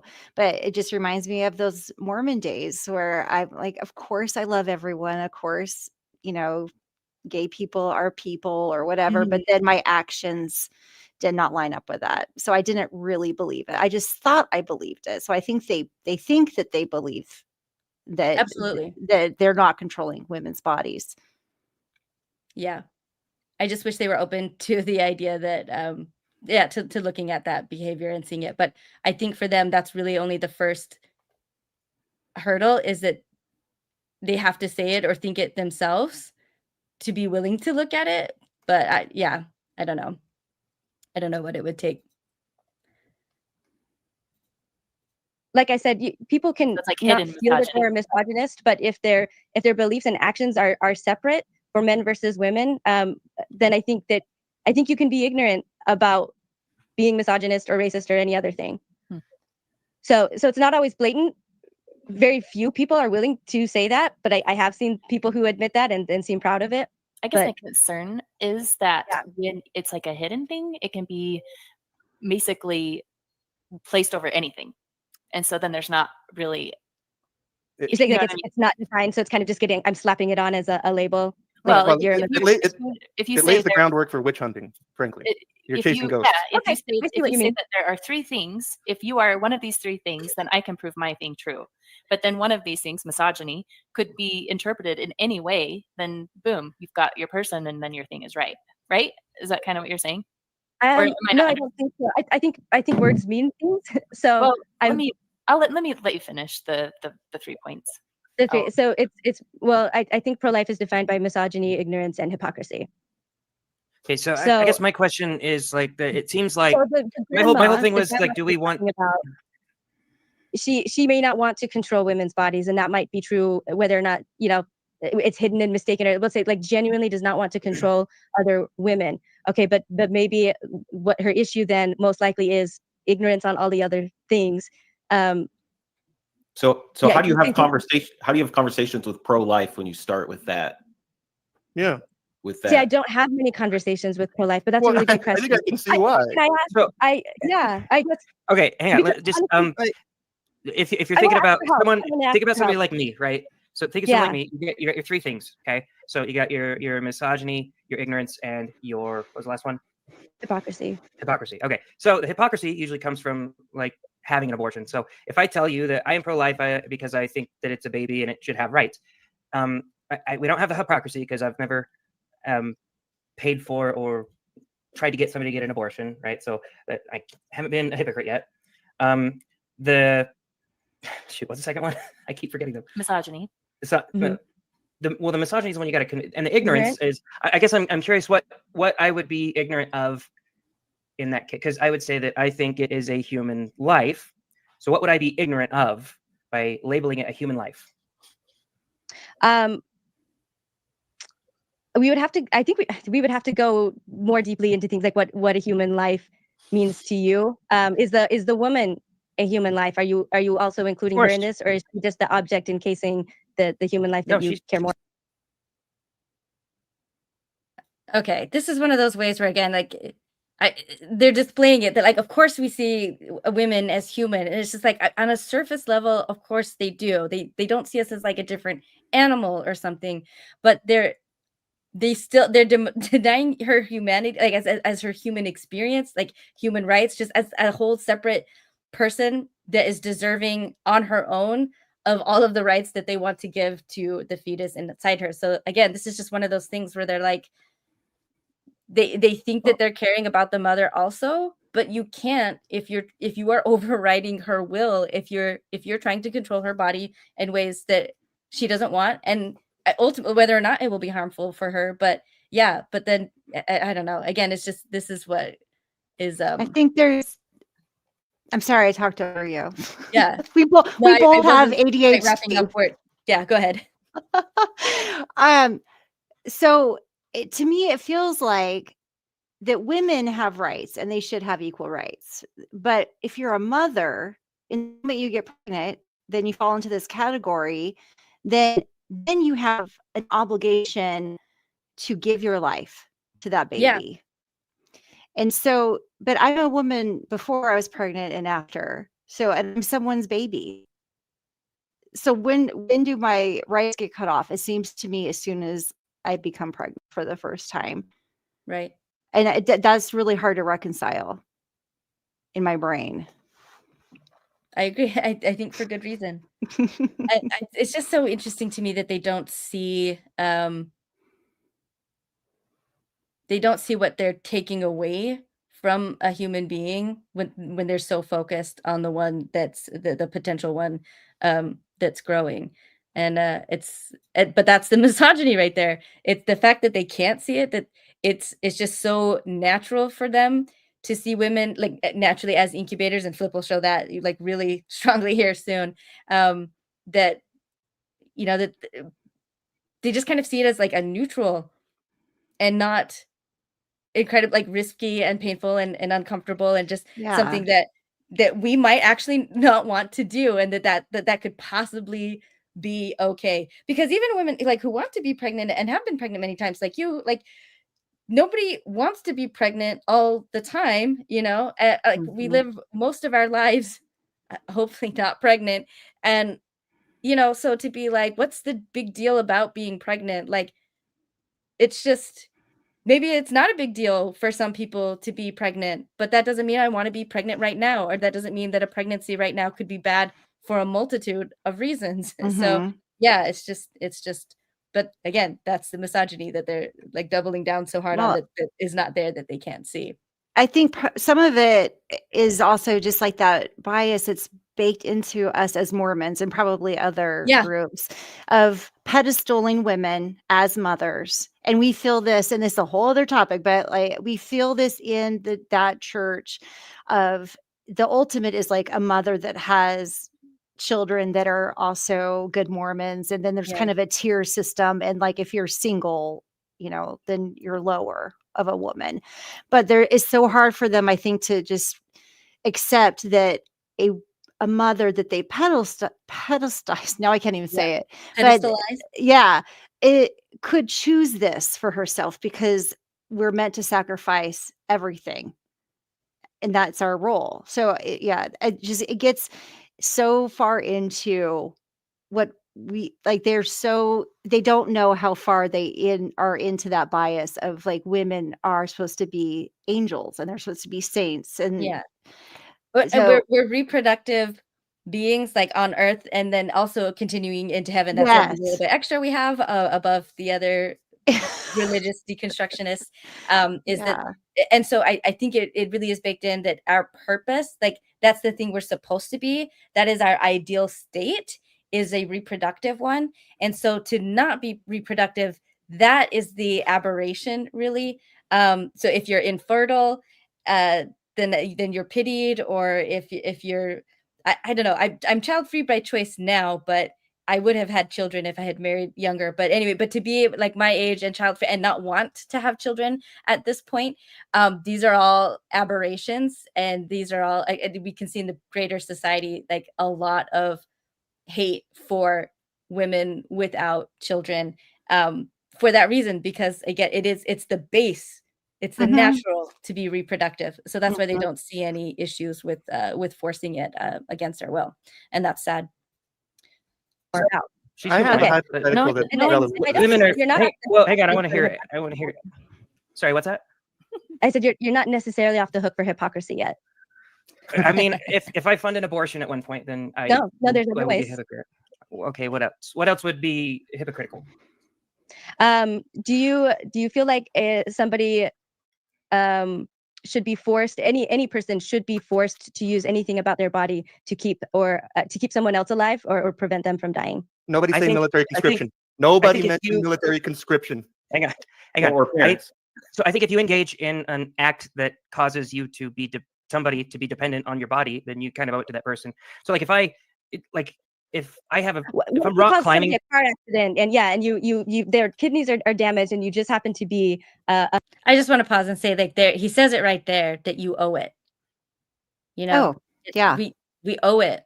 And again, it's by having sex that we owe our bodies to a fetus now, or to a potential child. That's the bias that's baked in right there. Yeah. All right. A match. No, that's so what I'm saying. You didn't get into the, like, I'm saying I'm rock climbing with my friend, right? And I'm belaying him. I'm on the ground and he's up there depending on me, and he goes to rappel down. And I'm like, I no longer consent to this thing that I got myself into, this thing that I decided to voluntarily do. So I'm going to leave, and I walk away and he just plummets to the ground. I think I am not within my rights to do that, because like I engaged in an activity where somebody would need the use of my body in order to not die, basically. I think it's the same thing. Everybody knows that sex. It's not the same. Sex is something that causes pregnancy. It has to be your, like, the actual use of. We're not talking about you acting or holding on to something. We're talking about like your life, your lungs, your blood, these things are on the line, and that if you let's say you choose to stay there. Again, I'm already giving you choice, but let's say, by belaying your friend in this rock climbing activity, are you consenting to potential injury and death of yourself? And are you having sex while rock climbing? Very important. Yeah. So I mean, there's always it's potential not to the like same he could because fall Rock on me. He could, climbing, double arm and like, yeah, then climbing. rock so when climbing is potential injury. Like you're definitely gonna and have potential injury. There's right, but always on the belay, yeah, something could fall on you, but you're not consenting to that happening. You sure, but recognize that's it's a risk, like saying but I jump off a it's cliff, still but I not did not using consent your to my legs body breaking. unless like your intestines that you're belaying with.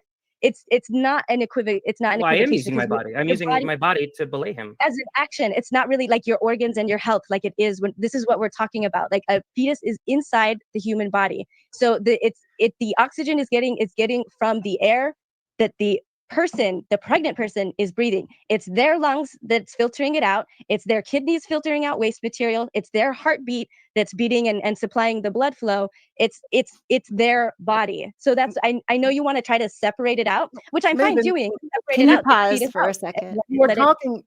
Sorry, I don't. Yeah. This is such a high level discussion you're having, and I don't think they're getting it.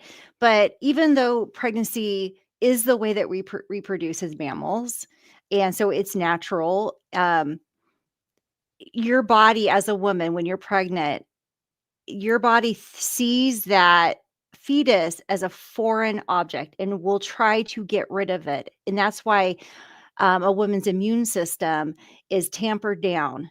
And so so at the very least, you could have a perfectly healthy, everything going right pregnancy, but your immune system is less effective than it is before or after your pregnancy, because that's how it has to be for the fetus to survive to birth.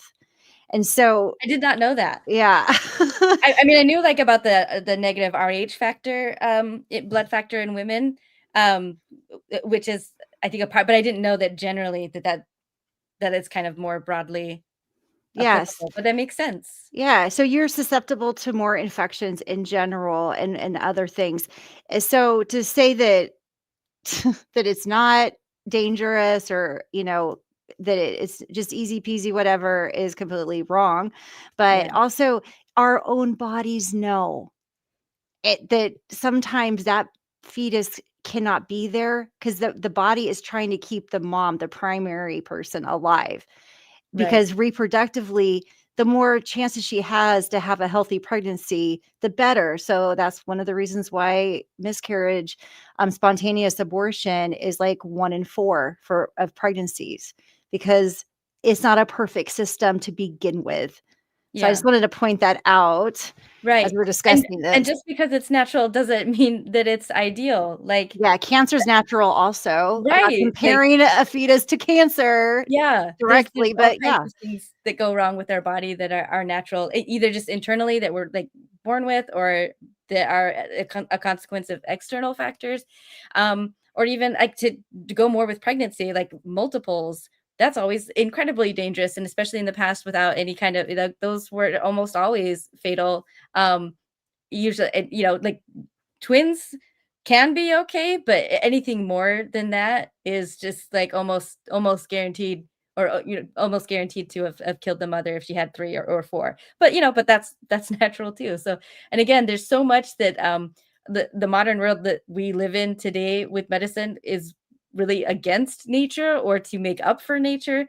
It's just not, again, it's just another misogynistic point, because they're making an exception here where a woman's reproductive use is the most important thing, and therefore not worth an intervention if she doesn't want it. Because again, they see more, especially like you were saying, Mormon men, coming from Mormonism, a Mhm. reproductive being is our natural state, really. So Which, I mean, that was hard for me to deconstruct as well. Yeah. So they're not alone in that. Yeah, and I get it. Like, and I wish the thing, if they were actually displaying the kind of grace that they were wanting to see from me, they would have tried harder to see this. But I when they're asking me questions, they're only asking me so that they can refute and push back and I guess debunk, or try to debunk what I'm saying. At no point are they actually listening to try to understand my point of view. So again, it's just the really wild hypocrisy that that they want to continue to villainize me for. Which again, I'm not saying that I am all of those things, but I'm at least being honest about it. And I don't see a reason to try to pretend to be or do something that I'm not. Whereas I feel like that is what these guys are doing here. They're pretending to listen, but at no point were any of them actually, honestly, I think. And Jared is displaying this here by again just criticizing and putting down and minimizing and diminishing everything I say to push back against his ideas. So, yep. You are speaking about the most fundamental biological process in all of humanity as though it's something that is inflicted upon you. Like, where would we be without sex, Yeah. pregnancy, and childbirth? Like, because it often is. I mean, it's a funny still to stop me on, but like, I mean, coming from Mormonism, like you could say, like, where would we be without polygamy? Where would we be without teen brides? You know, how I think most of us Mormon women, if we've got any kind of family history, there's gonna be some really awful, abusive, shady shit between like very young girls and old men. Again, we're kind of going to this like this appeal to nature thing, and you know, and there are men who also claim that is natural and it's natural and should be okay for older men, you know, to have sexual relationships with minors, you know, like just because they feel strongly that that's natural and they want to advocate for that and they think we're doing this terrible thing by you know by saying that children can't consent to things like that, just they're wrong, you know, they're just yeah they're just wrong. So when I was taking care of, I think the youngest person I personally took care of during her labor was 11. And then I've been on the unit when there was 9-year-olds. And that pisses me off so much. It's the worst because it's an 11-year-old. They're still a baby. And to put them through that is I can't imagine like what the fuck is wrong with the parents, you know. Yeah, well, obviously they got pregnant in the first place, so there's something going on. Yeah. But yeah, people that are so staunchly against abortion in any circumstance, they haven't had to explain to an 11-year-old that she has 3 holes and one of them is where the baby's going to come out. And they don't even understand that the sex they had. I'm saying they, like, in general, but in my experience, they don't even understand all the ways that they got pregnant because of the thing that they did with whoever the man was. Yeah. They don't have any understanding of that, and it's just terrifying. So very sad. I got a little emotional, but it is emotional. I mean, deservedly. But that's the thing that we're facing, and that's, I mean, and like Flip showed earlier, like he talks about rape, but he just like hand waves it away as like it doesn't happen that much. And it's just there's a concerted effort to avoid actually speaking with any real empathy or concern over these situations. They would rather just say like it doesn't happen that much, so it's just kind of like this kind of tacit like, look, it's rare, so it's okay, like maybe it's not ideal, but like oh well. They never they never want to actually think about little girls like this with any compassion until it's their niece.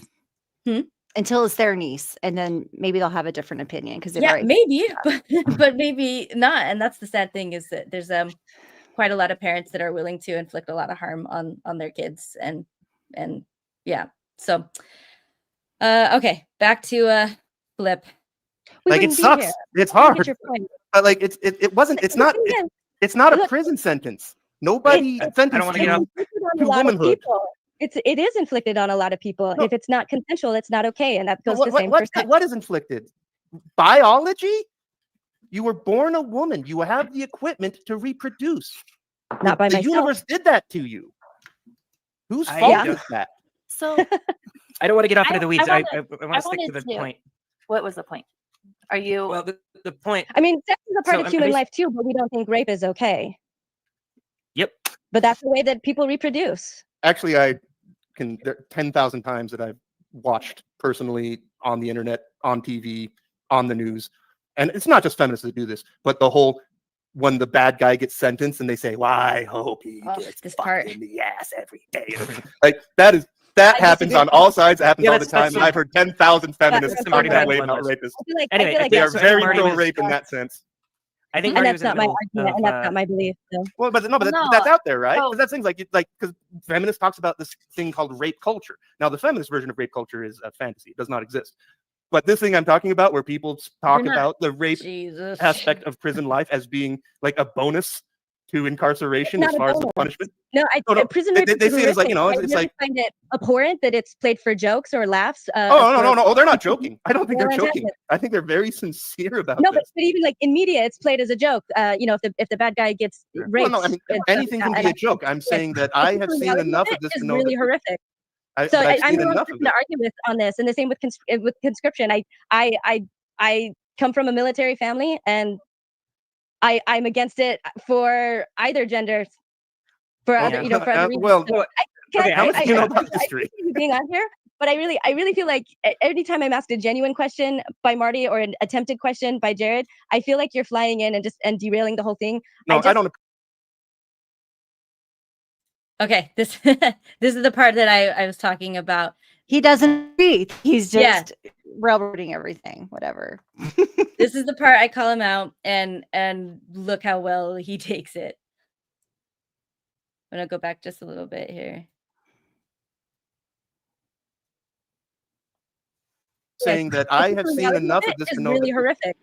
I've So I'm seen the wrong enough person of to it. argue with on this, and the same with conscription.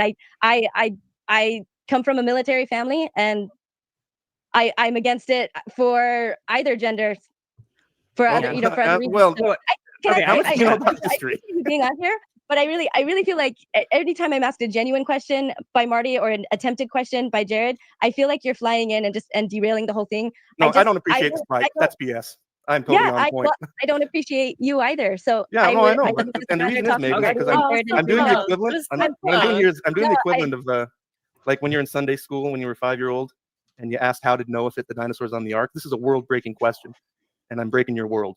And you like to deconstruct Mormonism, so if you don't like your shit deconstructed, then you need to stop deconstructing. No, I other do because people's I shit. want to be an advocate, and I'm going to keep advocating for this. But Right?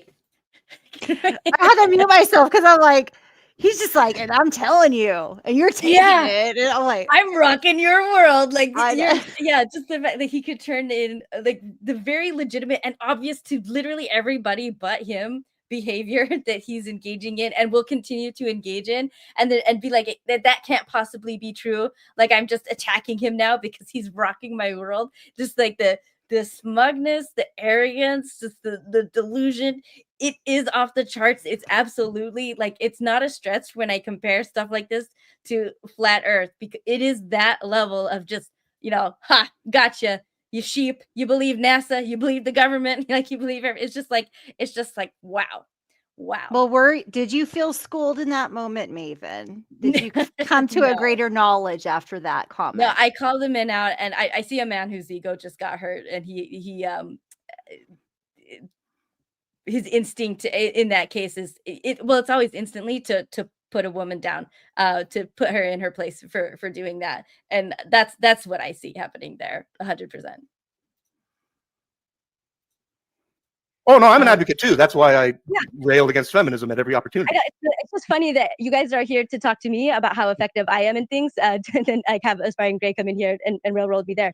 But that's fine, because the question that I wanted to ask that he cannot answer because he's displayed, I think, demonstrated that he can't, that I think the rest of you can, is how to talk better about this if I'm going to be engaging with other people. Because I mean, I know what convinced me, but I also feel like I was open and empathetic and willing to listen. And so, especially with somebody like my father, where I can't even get out a sentence. I mean, maybe he's No, good no, that's not fair. That's not fair. That's all that That there is not is. fair. And then maybe I just need to focus on people who, like you, Risto Evangelical, are willing to listen and actually do want to go out and hear the other side of the story. Let me answer But that, Maven. Let me explain a little bit of my railroading here. I spent a decade in my deconstruction from being a feminist, trying to talk. I just feel like you're wasting time. I'd really rather. No, I have know. I'm wasting time with you, but we have an audience. I spent 10 years trying to talk nice to feminists, and boy, did I learn my lesson. And that's why I said at the very beginning, I am years past tiptoeing around the bullshit, right? Like, to make an analogy to the Mormonism thing, like all this stuff that you're talking about, like you're talking about the nitty gritty of the Aaronic and Melchizedek priesthood, and did so-and-so pass it so-and-so. And I'm here to say, not only is there no gold plates, there is no God, right? Not only is there no capital P patriarchy, I mean, that's how I started. Like, not only is there no misandry, as you're talking about, there's no capital P patriarchy. And so that's things like, because you're saying like, oh, I don't want to listen. The fact is that like I'm a ninja at this stuff, frankly, because I'm pretty sure I've read more of your literature than you have, as far as the stuff you're advocating for, and that's the thing is like, you don't pussyfoot around Mormonism, right? Is that fair? Like, do you pussyfoot around the Mormons? Are you gentle with the Mormons? Because I've seen you. I don't think you are, and I don't think you should be. Not on podcasts usually, no. But with my own family and in person, I usually act differently. Well, that's things like now. That's things like. Okay, I'm done. We're getting off the weeds. I like you, Maven. Marty was I genuinely like. I appreciate your sincerity. I just don't believe you. Maven is super duper outnumbered, and yeah, I don't want you to feel ambushed. I know you're probably feeling it, so I've mostly been quiet. I do. Well, you talk strategies that people have used to say, well, Pause. Sorry, I did that again. I don't remember where I was at. Do you remember the timestamp? I don't think it showed up. So I'll try to find it and get back there. But I just want to say, like, and point out and appreciate the that little bit there of Marty pointing out that I was outnumbered, and even Flip saying like, I like you. It doesn't mean much. It doesn't make up for, stuff like that doesn't make up for everything else and every other way that he treats me, but I get it's at least something, and I want to at least give some credit for. So I do appreciate that. So I'm going to try to find where I was, and I appreciate your patience. one of these three things, then I I think can it prove my thing true. was more like But then one of these things, 45 misogyny, could be Oh. interpreted in any way. Sorry, what was that? I think, was it more like 45? Oh yeah, I think we were like before Flip just disappears out of frame here. Okay, let me try this. Beginning, I am years past Okay, I tiptoeing think this around is the close bullshit, enough. right? Like, to make an Yeah. analogy to the Mormonism thing, like all this stuff that you're talking about, like you're talking about the nitty gritty of the Aaronic and Melchizedek priesthood, and did so-and-so pass it so-and-so. And I'm here to say, not only is there no gold plates, there is no God, right? Not only is there no capital P patriarchy, I mean, that's how I started. Like, not only is there no misandry, as you're talking about, there's no capital P patriarchy. And so that's things like, because you're saying like, oh, I don't want to listen. The fact is that like I'm a ninja at this stuff, frankly, because I'm pretty sure I've read more of your literature than you have, as far as the stuff you're advocating for, and that's the thing is like, you don't pussyfoot around Mormonism, right? Is that fair? Like, do you pussyfoot around the Mormons? Are you gentle with the Mormons? Because I've seen you. I don't think you are, and I don't think you should be. Not on podcasts usually, no. But with my own family and in person, I usually act differently.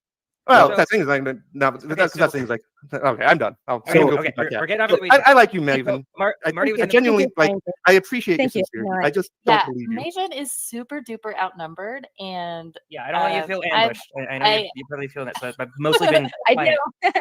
Well, you talked about like, and I mentioned earlier, like around the overturning of Roe, like I started looking into it, and I'd be interested to hear more of like your thinking and how that changed over time. For me, as I started looking into it and tried to really hear perspectives on the other side. You mean like before, like when I switched from pro-life to pro-choice? Yeah. But as I looked into it, I had trouble finding really like logically consistent perspectives on the other side, and I found myself moving. Well, one, I found that even though I was pro-life, I wasn't really well informed or thought through on the issue. But secondly, as I looked into it more, I found myself being convinced by the arguments further and further in the pro-life side, to the point that, like, I have two daughters. Like, if one of my daughters got raped, I would say that she has a baby and she would need to carry it to term. Obviously that'd be a conversation for her mom and I, to have with her. But like, if you view it as a human being in that womb, like I found the argument convincing of like, why punish that person for the choice that they didn't have in that circumstance. So, I'm still open to hearing arguments and perspectives from the other side around the country, and then the number of crisis pregnancy centers, and then compare those two numbers. And one receives public funding and the other doesn't. I feel like one should and one shouldn't. But they're way outnumbered. I meant to pause it, but I think it froze up right as I did it, so I thought I was successful. So, I handled this okay at this point, but this was something that bothered me the most when I was done with this interview, and I just the rest of the evening thinking about it was what Risto just said right Mhm. there.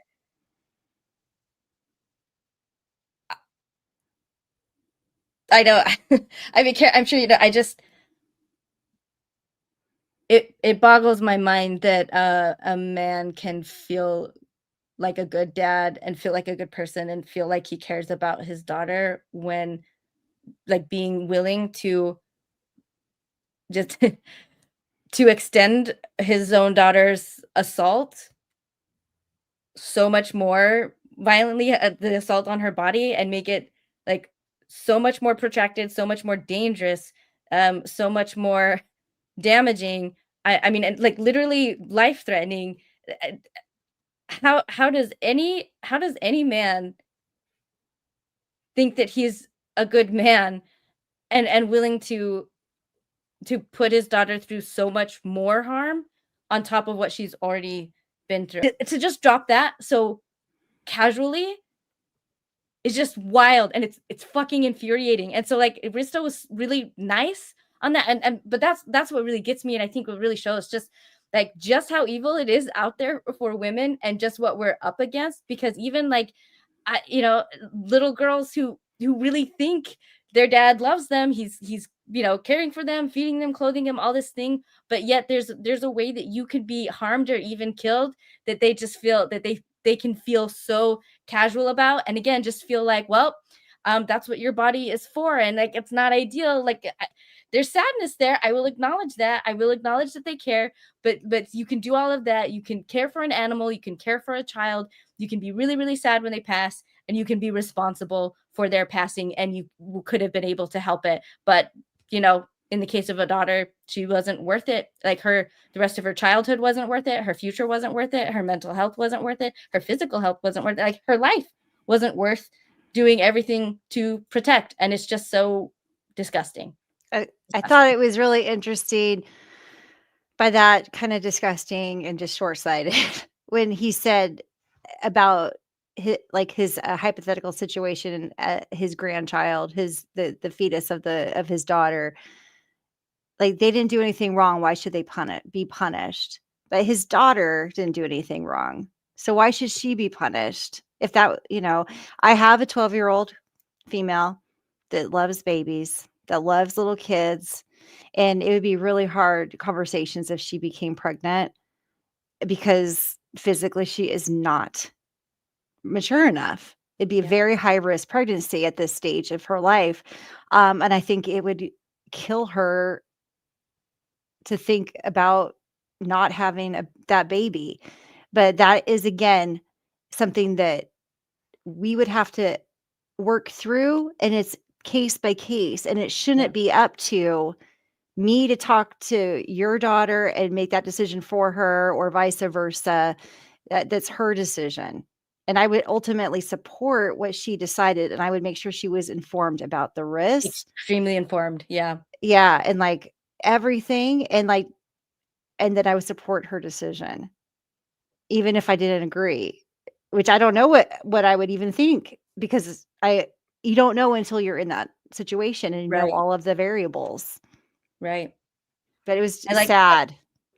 the point that like you pointed out that why about his daughter also being innocent, and why should she be, but the fact that that doesn't even enter his mind, I goes to just more evidence of what I was pointing out earlier, when Mhm. they're not seeing the humanity of the mother. Like she's just in this like hypothetical scenario about his own daughter, her humanity is out of the picture, and it's just the grandchild. And so that's the kind of thing, like when they try to push back and they say like, well, of course we see, of course he still sees his daughter as human, but again, just not a human, not human enough, not a human that matters more than the one that she's growing. So yeah, he didn't even think about that and what it was doing to her.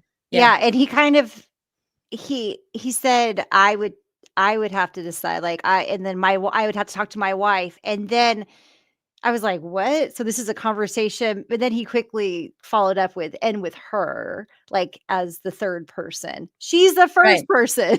Right. And the way he said, like, and with her, not really as a third person, but I think as in like telling her like that you need to be prepared to have that baby. That's how I saw that. Not that he was like really Yeah. conferring with his daughter, but that he is telling her what to do. And that also shows that entitlement over another person's body. You know, he is going to tell her what to do. There's some ownership here where his thoughts matter, his decisions matter, and he will consult with his wife. I'm curious how, like, if she was adamantly opposed to what his opinion was, I wonder how much her her thoughts would still matter, Yeah, or he that's would want just them to like that matter, you know? vestiges of you are the patriarch of that home and Yeah, you have the final say. right. That was a really sad part of the interview. There's tons of But crisis yeah, pregnancy centers. so you say you're willing to like hear arguments. You just haven't been compelled by anything yet. So I guess I'm not sure. Are you saying like I guess compel me, like present me something? I Yeah, guess I'm what, looking for what convinced you? Yeah, have you always? I mean, yeah, you grew up Mormon, so you probably started in a similar place. So yeah, right. what? Okay, yeah, I got it. So I think what convinced me isn't going to convince you. So But see, oh, wait. Let's just stop yeah, there. So okay, I'm agreeing with Jared here. Is like that we can't start a conversation from that point. okay. Otherwise, like, why talk to anybody? Well, I guess I'm not saying you can't be convinced. I'm just saying what convinced me because of things Okay. that you've already said. So I have a reason why. Like I already know now something is not compelling to you that was compelling to me. Does that Okay, make sense? that makes Yeah, sense. because I would never There in are a a million million and years one reasons to Can be you be for Mormon. convinced? anyone that I care about, especially a child, it was raped. I would never in a million years tell her that she has to carry that baby to term for Even, adoption or whatever, even unless while she you were Mormon. really wanted to. I would want her to be informed about it, and I guess if she wanted to, I wouldn't like it, but I would defer. Yeah, but I would never force that. I would never say, well, I'm sorry, because I guess, can I say why? Maybe, I don't know, but it's not what convinced me. So You can say whatever you want. Yeah, that's So a I guess question. what I was We're all classical liberals here. This is the wait, one place where you can say anything. thank you, I just thank might. you. you can But unload hey, on Flip Kara, if you'd like. Kara, how smart do I think? But sorry, I just had to say, like, you could say anything you want here, but can I though? Like, yeah. Yeah, but I also have the right to rage quit and walk off the camera whenever I want. Right. Anyway, I am, Kara. Is that an Oh, objection? Is that an engage argument? with Are chat you in the making a chat. point? Tell me how Oh, smart I am. okay. I was He's, confused. he's talking to chat. I'm talking to Kara. I'm talking to Yeah. That, like, Yeah, again, I made my point. Like, Okay, yeah. So I want to say, so what convinced me probably is actually a lot of things, just kind of like leaving the church. But I think one of the I think I'm trying to figure out how there's a couple things. One of them was realizing and learning as I got older the dangers and the complications to pregnancies, especially for wanted pregnancies. So these are people in my tribe, people that I relate to, and we're Mormons, we're supposed to be mothers, we're supposed to want children, and so I kind of had this divide of like abortions are for the promiscuous Democrat career women, right? And so I think so. First of all, it was starting to see that issue. I think another was a family on my mission that did IVF in order to try to have biological children. And IVF's better now, but when they tried it, the failure rate for embryos was a lot higher. So they implanted 4, and they had a surrogate, and so the surrogate was really willing to go along with this, and bless her heart for that. So they had 4 embryos, and they all succeeded. And so when they, as things were progressing and they were given the choice, to cull or reduce to give, whatever remaining embryos that are now established a chance to survive better, they felt like it, the pro-life stance, they felt like, this was in God's hands, and God wanted the 4, so they went with all 4. And so what they ended up with was 3 stillbirths and 1 baby that lasted a week and died in their arms. So I don't know, that just was really, and that was very traumatic to the family. And they did end up adopting later, but in conversations they had, you could still see the impact that had. And I would not wish that on anybody, on my worst enemy, to have 3 dead babies, and then one about to die, and for that's sure. all you get.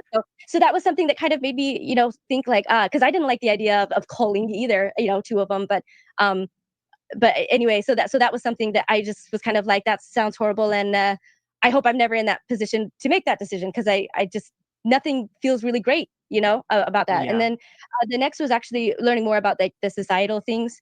I think that's what really tipped the scale for me. It was poverty rates, crime rates, the children born um, to mothers who would have or wanted an abortion are just have so many disadvantages. So it's the mother and the child who are going to struggle in health. They're going to struggle financially. They're going to struggle educationally. So it just seems that it's something, generation after generation, and they're also more likely to have children out of wedlock and be young mothers again. So it's just a perpetuating cycle of, I think, all of the worst aspects of a humanity, or what life can or should be like. And so at that point, I would say, like, I really disliked the idea of anyone having an abortion, but I understood that this isn't a perfect world we live in, and so it needs to be an option, and that's the greater good, not just for the person undergoing it, but for society as a whole, and for the child. Because honestly, I think besides feminism, that's one of my biggest platforms. But the other thing that I work the most on, and am organizing, or have been to other protests and rallies over, is safeguards for children for child abuse. And I just think that with all the problems we have now that we are inadequately able to serve and help out, forcing more women who don't have the want to, and many often don't have, especially if we're talking about addicts, if we're talking about very young mothers, if we're talking about uneducated, very poor, all of these things just contribute to a much higher likelihood of that child being abused or dying very young. And so I feel it's a far lesser harm for a potential life to be ended before it gets the chance to be a life, rather than have a child born to a situation or a family where it will not be taken care of, and will either starve to death or be abused to death or something like that. I feel like that is a massive problem that we have right now, and I really hate the idea that we're contributing to that, and we're just putting even more restraints on the system, and on the kids that need help. The kids that need help can't get it, so now let's add more. So those were I guess the main things that kind of flipped me over. So if Sure. let's say there was no IVF and no Mhm. poverty, we lived in a utopia, then would you be opposed to abortion at that point? Or Ultimately, I still value bodily autonomy overall. But if it's not something that, let's say, like if this was a utopia except for bodily autonomy for women, then I would want there to me, that utopia would be uh, that pregnancy doesn't increase any chances for that to happen. So women would be taken care of medically. There would be a low maternal fatality rate, low infant fatality rate. That education would be something accessible and easy for these children, as well as adequate medical care, as well as adequate shelter, as well as adequate supervision, as well as adequate finances and everything like that. So I would feel, I think, a lot less resentful to the pro-life side if they also were very pro-woman and pro-child in that way. But unfortunately, from what I see, it's the same group of people who are most likely to restrict or want to pull back, or just seem really adamantly opposed to any help at all for the child once it's born. Just for single mothers, for women in poverty, there's a real, I feel, mistrust, distrust, hatred, and anger towards these women for needing help. And so I just kind of feel like, look, if you're angry that they need help, and we're talking about a child, this isn't a puppy. It needs at least for 18 years, like, to get it to adulthood. So this is a long-term thing. And if a woman doesn't have or a man, either parent or whoever, doesn't have the capability, either mentally or emotionally, developmentally, to not harm or kill that child, then it's better for it not to be born. so a couple questions about that. So are you saying, like, the pro-life people, which tend to be, would you say, more conservative and religious? So you say they help women and children and people in poverty less than people that aren't conservative and religious? Is that kind of what you're saying? I would say as far as policies go, I think if it's their own family member or something, and not all the time, but sometimes they're more willing to, you live with us, and we're the grandparents, we'll help you out. But broadly speaking, they're usually against incentives that would help other mothers in the same situation as their own person that they care about for those things. And it's I know a woman who got pregnant at 15, and her conservative, religious, fiery Latina mother just kicked her out. And so she was homeless now and pregnant as a teenager, and just had to fend for herself. That fiery teen, I mean, she's probably Catholic. That fiery Latino mother. Yeah, and then I guess the second question would be, like, what about just a mom who wants to go on vacation a month earlier, and she's late in her pregnancy? Okay, pause. And she really wants to go down to Mexico. Here it comes. This is the ultimate ridiculous scenario. The ultimate. Because this is someone, I don't know his understanding, but by what he is saying, he does not understand pregnancy at all. If you are 8 months pregnant and then you have an abortion, which is just delivery at that point. Yeah, and I didn't know this at that time. That was like my level of ignorance was the same as everybody else. But even then, I still had the ability to recognize the ridiculousness of this. No, it is ridiculous. So at 8 months, you're gonna have known about this Mexico trip, and I'm like jumping the gun a little bit because he hasn't told us the whole scenario. But that a woman would kill her, in her fetus, so that she could go the next month to Mexico. She is not gonna. She is gonna still be bleeding. She's gonna be leaking milk. She is not gonna fit into a bikini if that's what her goal is. Like, there's no way. It takes about 18 months for a woman's body to recover from a pregnancy. So nobody's going to want to hop. People are unhealthy, and some people might choose that. But it was such a ridiculous example. It is a straw man, right? Right. Yeah. Like I said, the whole time, the standard that they're holding me to is not one that they are, if capable, then not willing to meet, I guess. So, and not have to deal with the pregnancy. The tickets are non-refundable. This one I would call it misogyny, and the reason why I would is because the question is misogyny. The question is misogyny.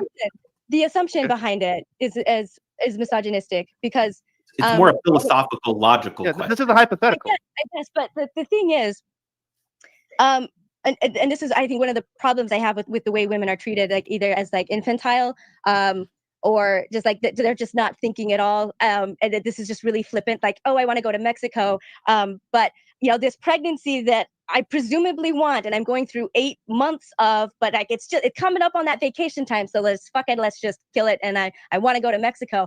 I have never ever seen anything close to that happening. I've seen people like be worried, and first of all, you would have.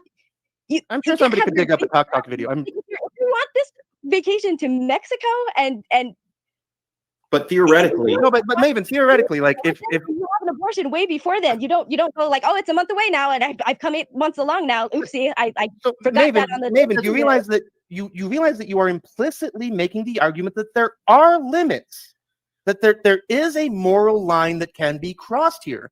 Is that true or is it not? If that's true, there's just some woman out there that's just like, I changed my mind. I want to go on a cruise to Mexico. It's still her autonomy. Is that okay? I wouldn't like it, but I would absolutely not condone any kind of law. So there you go. You wouldn't like that because why? So I want to know, like, why wouldn't you like it? Why don't I like it? Yeah. So like, if this crazy hypothetical woman like wants to get an abortion at 8.5 months pregnant, you wouldn't like it, but why? I think at 8.5 months, she's gone that far. I feel like she could give birth to it. Question. So she should. This is maybe all the way to this point, so it just seems weird to me. So honestly, it doesn't make sense. But it doesn't matter how I personally feel whether whether should not have an abortion. It's not my body. It's not my fucking decision. But Maven, I might not like that you're having another kid or that you don't want to have any kids anymore. But that's your decision. It's really not complicated. Imagine that we took your words and put them in the mouths of the pro-life Midwestern grandma, where she said, like, I just don't like that. Like, I believe that women should have the choice, but I just don't like it. Now, we've gone from she wants to control women's bodies until now she's on the same page as you. And this is the thing that I was hinting at earlier. She's not going to try to control it, right? Because otherwise she's not on the same page as me. No, first up, there is no one is trying to control any woman's bodies except for individual creeps that have women chained up in basements. That's just not happening. Nobody is controlling anyone's body. I disagree. Can you pause it for a second? Yeah, I was wondering. Yeah. So the scenario, and I understand, we think of hypotheticals. I see Risto in the comments. No one's having this scenario either. Like, Yeah. just like the flip keeps saying like these things are so like out in left field, as if they're just facts, and we should just trust him. Just trust him. Yeah. He's not bringing receipts. But I'm the radical one. Yeah. But like nobody is actually, I mean, you can never say nobody because there's serial killers. There's all kind of people that are bad actors, but nobody that is healthy is just killing their baby randomly because they change their mind and want to go to Mexico. Right. And there would be so few physicians like that would help her with that. Like, I mean, sure, there's somebody, so hypothetically, but in real life, it is much more likely between like 5 and 8% of pregnancies develop preeclampsia, which is like toxemia. It's the old word for it, pregnancy-induced hypertension. And the only cure, there's things to help sustain a pregnancy for a while, but the only cure is to deliver the baby in some way. Yeah. That is real life. That happened to my coworker. Yeah. And it doesn't matter the gestation. The only way to save the mom's life and for her not to turn into eclampsia, where, or HELP or DIC, is to deliver the baby. Yeah. And that's real. Going to Mexico and getting rid of an 8-month pregnancy is not real. Right. Right. I get fired up. I know. It gets, and I start losing my patience here at this point. I still think I handled myself okay. But also, yeah. You can tell. I wasn't trying as hard as I was in the beginning. Because you're kind of over it. They weren't fair to me. But anyway, I forget this. We're getting into the part now. I didn't make it all the way through watching the video, so we're getting to the part where it's all like new to me again. So yeah, it's difficult, and it's difficult to for me to listen to my own voice too, so that's also making it like cringy for me on an extra level. And I don't want to ever like dismiss anyone's point of view or my whatever by saying, if you haven't been in the room when mom is bled out and died, or if you haven't been there and seen that, then you don't have a right to speak. But if you haven't been there when the mom and baby don't make it, or one or the other, then maybe you should listen to people that have and consider other people's points of view, honestly, not just kind of as an act to then say your point of view. But why listen to that when statistically it's just not very common? So, just again, that's where they go. Like there doesn't happen that much. So we don't need to have empathy for that, and we don't need to care about that really, because it's just I guess part of the package. Anyway, yeah. So I don't know if we'll watch all the way to the end of the 1:30. When it starts to kind of wrap up, we'll end up there. But I think we're making pretty good time. I have a shift tonight, and I think we're good to get through, and for me to make it. This is the crux of the whole thing, right? Is what I was kind of trying to bring up is like I call myself pro-life, right? And the reason I call myself pro-life is because I think a baby is a baby when basically from conception. I can't think of another morally consistent way to define human life, right? But I don't think that pro-choice people, like, I don't call them pro-baby killers. I don't think that they're doing it because they like killing babies. I don't think that they're doing it because they just want to get out there and be sluts and whatnot. Yeah. I'm even willing to discount all of the feminists that brag about killing their babies. I will discount all of those.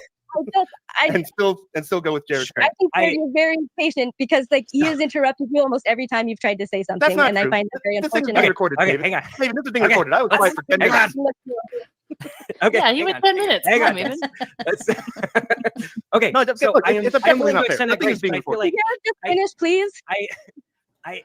okay, so I am willing So to extend that grace. I feel like the pro-choice movement and from what I've gathered, you specifically are not willing to extend the grace back to me by saying, because I don't think it doesn't sound like what you're saying that there's anything that I could say or I could do that I could convince you that the reason I don't like abortions because I think that there's a human, and rather than I want to control a woman's body. I feel very liberal on what people do with their bodies. I just view the fetus as a body, like a human body, and so I don't think that there's any. Right. What's I that? found something There's a out. concept because there's a body or two bodies. I found something out. Yeah, it when should we be illegal were, to kill like, both of the bodies. Is what I'm prepping This saying. is for like, this. okay, I wanted to read this early, but I All want I'm to hear Marty. saying- all I'm I'm saying saying- is, God damn it. Okay, say Marty, it, say it. 1, 2, So 3, Marty. when I was getting ready for this, me and Jared were texting back and forth, and I found out that his line is at conception. That surprised me because I feel like that's pretty rigid. And I'm assuming based on this conversation that is your line birth then? So For right, me? Nathan? Yeah. Like it's as soon as it's out of the woman's body, that's the time, that's the thing that is the point, right? It's so a I separate found that autonomous interesting unit. because Yeah. I have a hard time. I have a hard time personally with both of those lines. Like I don't know. It's just interesting to me. So where's your line, Marty? I don't know. I don't know where it is. Yeah, I think honest for of you. me before the road stuff, I wasn't sure. And even before Roe v. Wade, I thought about it a little bit. I used to work at a medical facility that had Catholic nuns that ran it. So I arranged a conversation, and I worked in an area that actually scheduled abortions for high risk patients. And so I wasn't sure, what do I think about that? It conflicts with what I've been told growing up. How do I sort that out morally as being a part of this? And so I talked with one of the nuns, and it was interesting to hear her perspective. But the more I've looked into it, I can't find a way to draw a line anywhere but conception or birth. Although birth to me doesn't seem super magical. I have 4 kids. Like the baby before it's out breathing air versus there's some viability there where they could the survival. Do you want to? Yeah, I was just. I had the same thought when I saw it. It wasn't that magical. Yeah, well, because I'm sure he didn't mean that the birth wasn't magical. Maybe. Oh yeah, but that's what that's what it sounded like. But for me, viability is a huge thing because at that point, then you're not dependent on the mother to provide everything because you are viable. You can live on your own. So to me, that's like a kind of it's probably for me personally, but it is hard to know between conception and birth.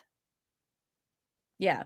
It's And that's what, the impossible. line for me is birth. This is because they're not using the mother's body anymore. Risto is back in the chat. He's saying he cried when they were born, and I want to give Risto more. I actually appreciate him saying that because I do feel like, especially in the church and especially from pro-lifers, they do kind of make birth out to be just like magical and holy, and they always have the gory videos for the abortion, but they never have the gore of what birth is, natural and C-sections.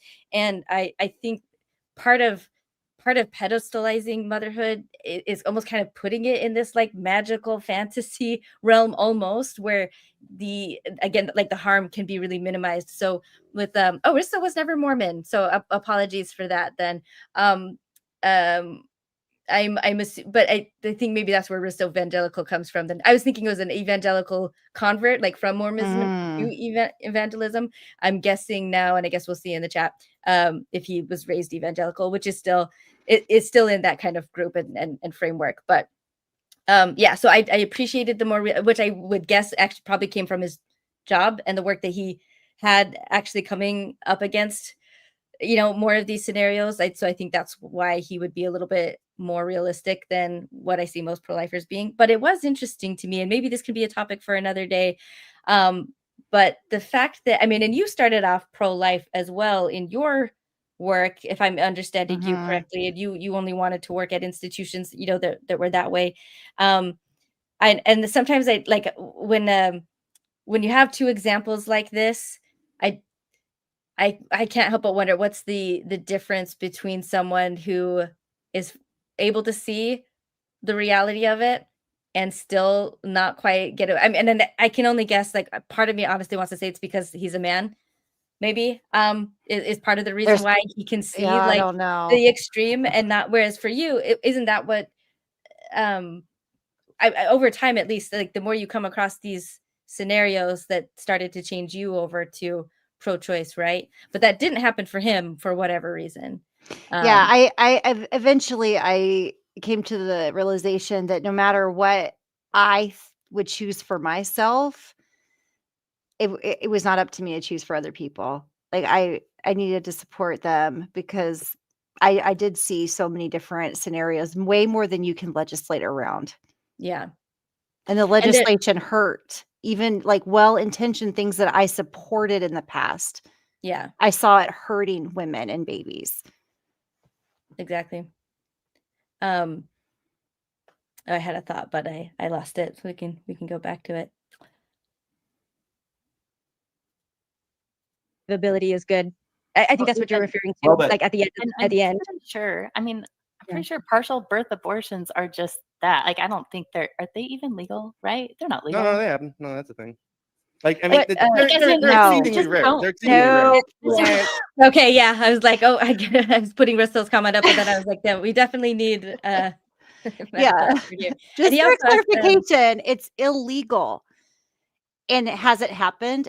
Of course.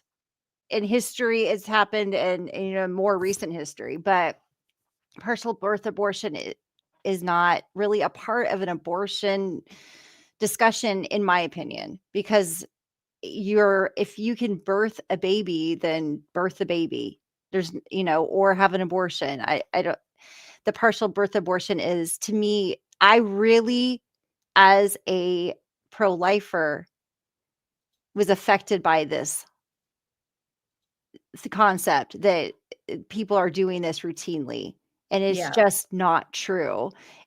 It's just not true. But it has happened, and I think that little bit of publicity of it does have being occurred has just been taken off, and now it's just in our culture that this is something that happens, and this is why it's yeah. so important to have anti-abortion laws, because these doctors are just going to you know partially birth the baby and then kill it and then deliver the rest of the body. Yeah, that part was wild to me too, because as I understand it, like, isn't it the baby's head is usually, like, that's the toughest part and the widest, or maybe it might be the shoulders, like, right after that, but, um, the way it's described to me, I've just thought that, like, this is comical, because 'cause I'm pretty sure this is not how it works, that okay, like, yes, a lot of women have to push, but not all. Sometimes the baby comes out pretty quickly, but, the idea that, like, oh, uh, you would let the head out and then what? Just kind of like, not just stop pushing, but, like, clamp down and, the yeah, it's always been just, like, extreme propaganda in the way that this is described to me, like, as if, like, yeah, you let the head out so you can, like, bleed it, or like, slice its throat or something, just something just really over Well, the yeah, top, kind of they would. gory, but, like, while it's still technically inside, and then that's Yeah. what, like, the pro-choice means, is if part of the baby's still inside the mom, then we can count this as an abortion. And on the episode that I did, about Jacob Hansen about a year ago. That was one of the comments in there. It was not even just about partial birth abortions, but it claimed that New York passed a law allowing abortions up to 2 months post birth. Up to 2 months post birth, and he said, like, and that, the evil Democrats all cheered. And it's just like this insane narrative that no one, like, with two brain cells together, should even remotely think is possible. But that is the propaganda a lot, is that they take these just really, I think, unrealistic scenarios, or impossible ones, and inflate that to be what we like, what we want, Right. and what happens a lot. And it's just, yeah, it's just No, crazy. I can definitely go on record saying that I don't approve. I don't think Yeah. that is the best. And Yeah. like you're saying, like even from a medical standpoint, it's not that effective because it's really hard to stop the expulsion of the baby. Like your body is in that mode and it wants to have the baby, wants to head out. It is that the head and shoulders are the hardest part. And then the baby kind of just slips out in most cases. So yeah, it would Yeah. be harmful to the mother to try to keep the baby in against Right. the contractions. So Yeah. just the whole thing. I'm not saying it's never happened. I know it's happened. Like I've Yeah. seen, the news reports and whatever, but it is not an ethical, like medical practice that like ACOG or anybody endorses. Yeah. Yeah. All right. You just don't Christopher, kill you- the you just- baby, it would be Yeah. alive. That's weird. Like, Like, why would you do that other than I just don't want to take care of I this? feel like Christopher, morally, where you're just like, I don't know how, and I would say I would agree. I would say that the fact that there's a lot of, I think, moral gray area, or just like, or even not outside of morals, just Marty, there's a lot that's happening in between conception and birth, and so when you get to the point where you're trying to put a line somewhere, I think ultimately that's the argument for autonomy, because you're not the one that's dealing with it, you're not the one facing the consequences, and that's why it should be the person facing the consequences with their capable medical doctor. Well, I mean, I I think understand that, but I'm facing Yeah. the consequences right now with Yeah, my but- 4 kids for 18 Yeah. years. Like I faced a lot of consequences. well, And I went through my wife. Like I took care of her during Yeah. her pregnancies, and they weren't horrific, but one of them was out of the 4. So like I do think, I mean, men and fathers. Are you- My wife went to Are the you emergency just- room I'm 6 times during curious. her pregnancy. I spent If a anyone- lot of nights in the emergency room with my wife when she was pregnant. It was scary and it was rough. It 6 was times not in the fun. ER? Is that what you said? Yeah, 6 times. Okay. It was But- terrifying. There's a lot of times we Yeah. thought we might lose both of them. But I feel like as soon as you start trying to draw the line in the womb somewhere, Mhm. and I don't know if you had this experience, Jared, but it just gets moved back to conception logically. I can't- So I actually don't had- know I came how up to with a do it different any one, other if you care way, to- because I when I mean- asked my kid, I asked my kid the other day, I said, do you remember what the hear. first thing I said, I don't know, this gets to the emotional arguments, right? Because like, I asked my kid the other day, I said, like, do you remember what the first thing I saw? What was the first time I saw you? And what were you doing? He said, I was dancing. And it's because he's heard the story a million times. It's the first ever ultrasound.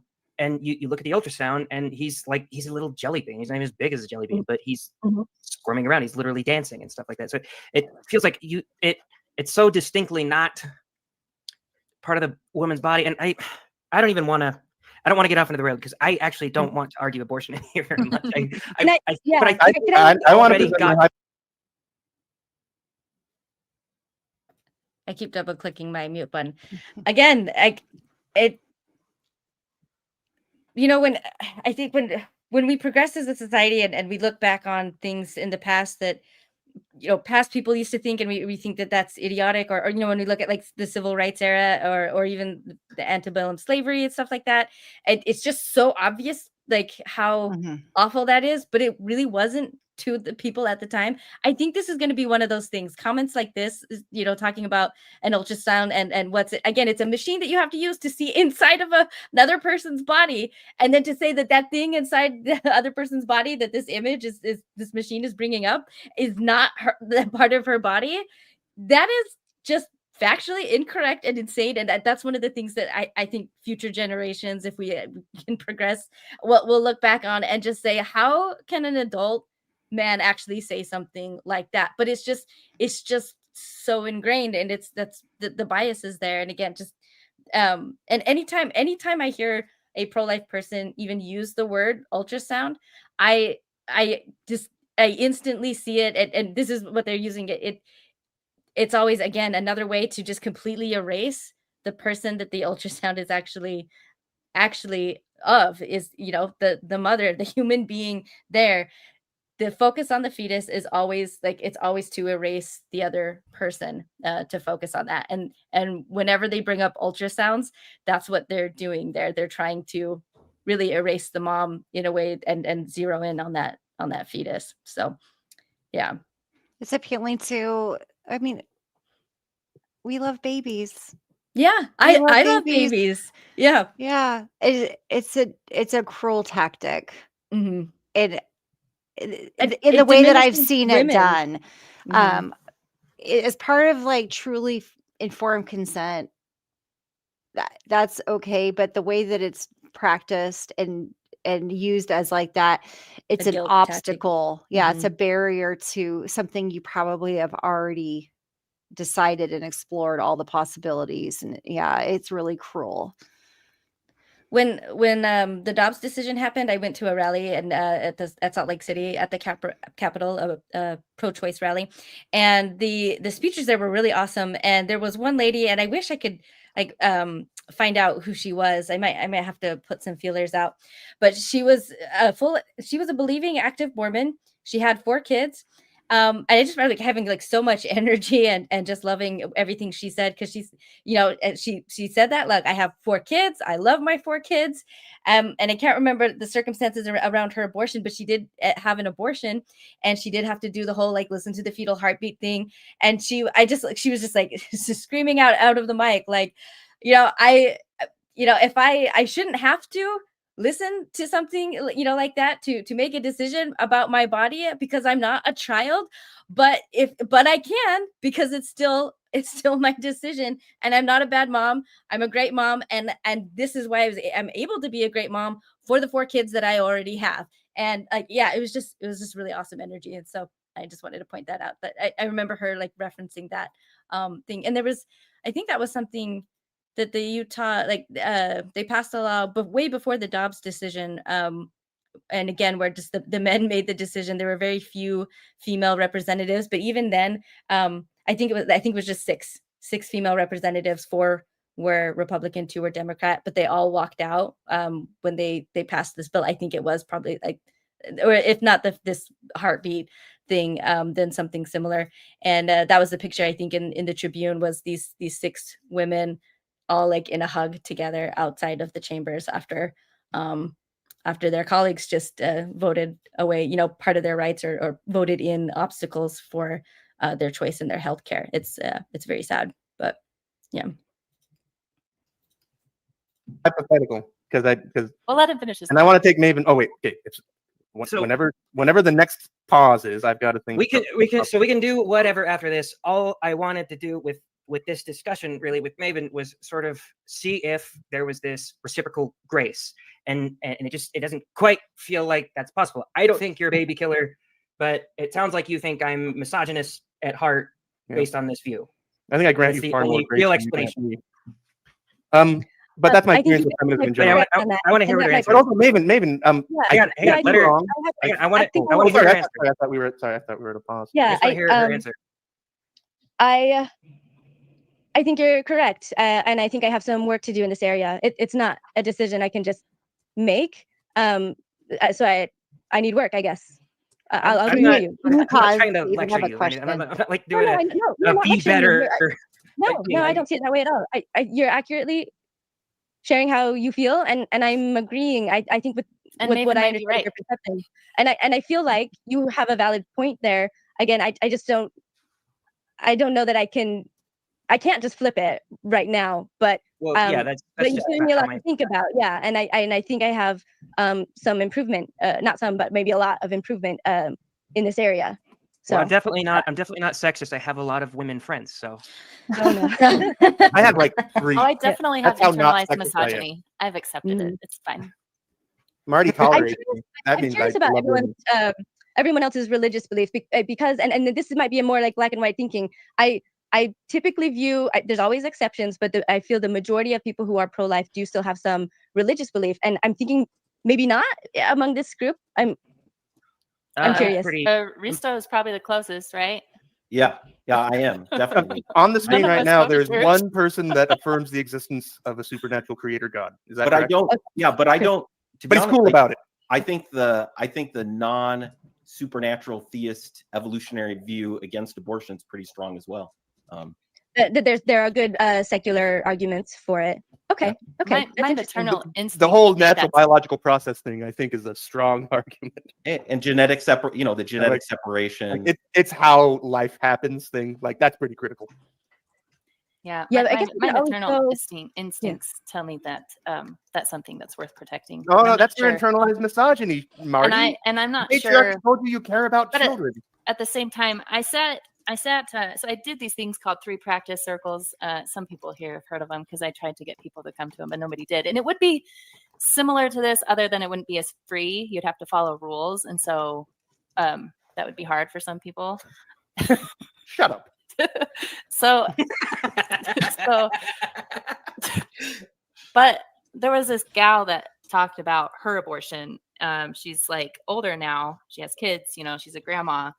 And she hated the fact that, and she's actually Christian, and she hated the fact that the religious people, she had regrets about the abortion, and she also didn't at the same time. Like, she had a very complicated experience with the abortion. And so the Christians wanted to use her as a thing to say, see, don't have an abortion. You're going to regret it for your whole life. And you're going to be, and then she also hated people saying, see, you got the abortion and you were able to finish, do the things in your life that you needed to do, and it was the right choice for you. And she hated both of those. She didn't even know how she felt about it.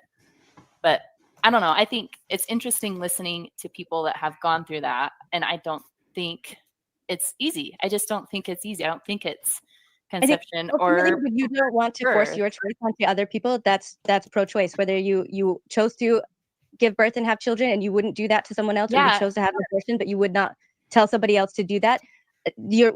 That's autonomy. The other person you're wanting for them is autonomy. If you're not wanting to just force your position on them. So I also feel bad for young mothers that feel like, or young pregnant women who are. Hey, some of them are men. They're back between a wall, and that was for you, John. They get maybe convinced to do something that they will regret later. I feel like that does happen. And that's part of what her story was.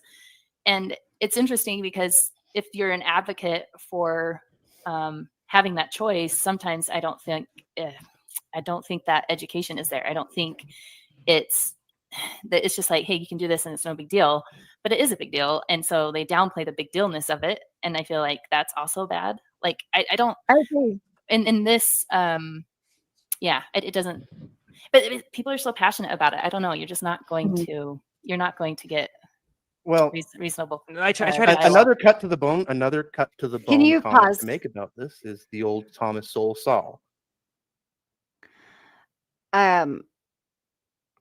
Yeah. So they talk about, rightfully, you can have regrets, like you made a mistake that you chose to have an abortion.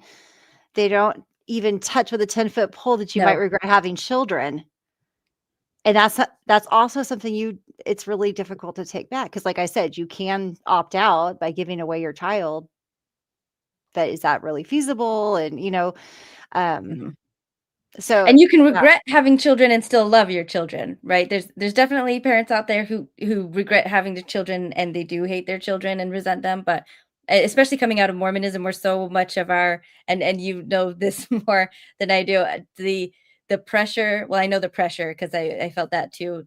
But to have children, as many as possible, as early as possible, they really do take away as much choice as they can from us, as much autonomy as they can from us, and they really tell us what we're supposed to be doing with our bodies. So I know, at least in this sphere, and I know it's not just Mormon women, but any deconstructing woman from a very patriarchal and gender rolled kind of religion, there is a lot of regret there and sadness at not being able to make their own decisions. But they will say, I love all of my kids, but I didn't really choose it for myself. And there were severe consequences a lot of times, especially when they're young. And that's when the depression, especially like after constant cycles of pregnancy and breastfeeding, and then also just the financial burden, the stress on the marriage, and just the stress on your body and your mind. And like, it really does, I run women ragged, and in ways that also affects the kids for the rest of their lives even. So yeah. You're right. They don't want to touch that. No, they don't. And like I've had conversations with my children because they've asked. I have 5, and I was pregnant a 6th and 7th time after my, youngest. And they're like, you shouldn't have had so many kids. Not, I love them. We're a great family. I think I'm a pretty good mom and they're awesome kids. And I don't regret any of them.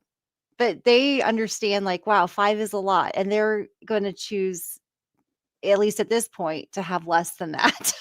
Yeah. Yeah. Yeah. But at least they're able to see and learn the importance of being able to make their own decisions. So that's good. My mom and dad divorced when my youngest brother, the one that my dad didn't initially want, was 11. And like my older brother and I, we take after our mom and her side of the family, but my youngest brother he's like a doppelganger for my dad, honestly. And they are just like two peas in a pod. They great relationship. I would say that they're out of the three of my dad's biological children, that's the one he's the closest with. And he even named his son after my dad. So so like that worked out. So to acknowledge that my dad didn't want him before he was born is a very different thing. And that was something that my mom did, actually, that I was 21. I had not 21. I had just come back from my mission. So I guess he would have been 13 at the time and I would have been 20, 23. My brother told me that my mom told him our dad didn't want him, and I knew what she was talking about. She was talking about his conception, that my dad didn't want a third child. And when I found out that my mom was saying that, again, like obviously to alienate him from my dad, I was so pissed off. And I thought that's really, really unfair to say to a kid, again, because she's mad at my dad, and I'm mad at my dad now. Like I have cut off all ties with him, but that is not okay. And so like I sat him down and I said, it's true. Dad didn't want another kid after us two, but that's, he didn't know you. And he obviously, like, he loves you now. He tried to get custody of you. He's trying to get custody of you again. That was really unfair. And I said it. I said, Mom did that deliberately because she's mad at Dad and she wants you to be mad at Dad.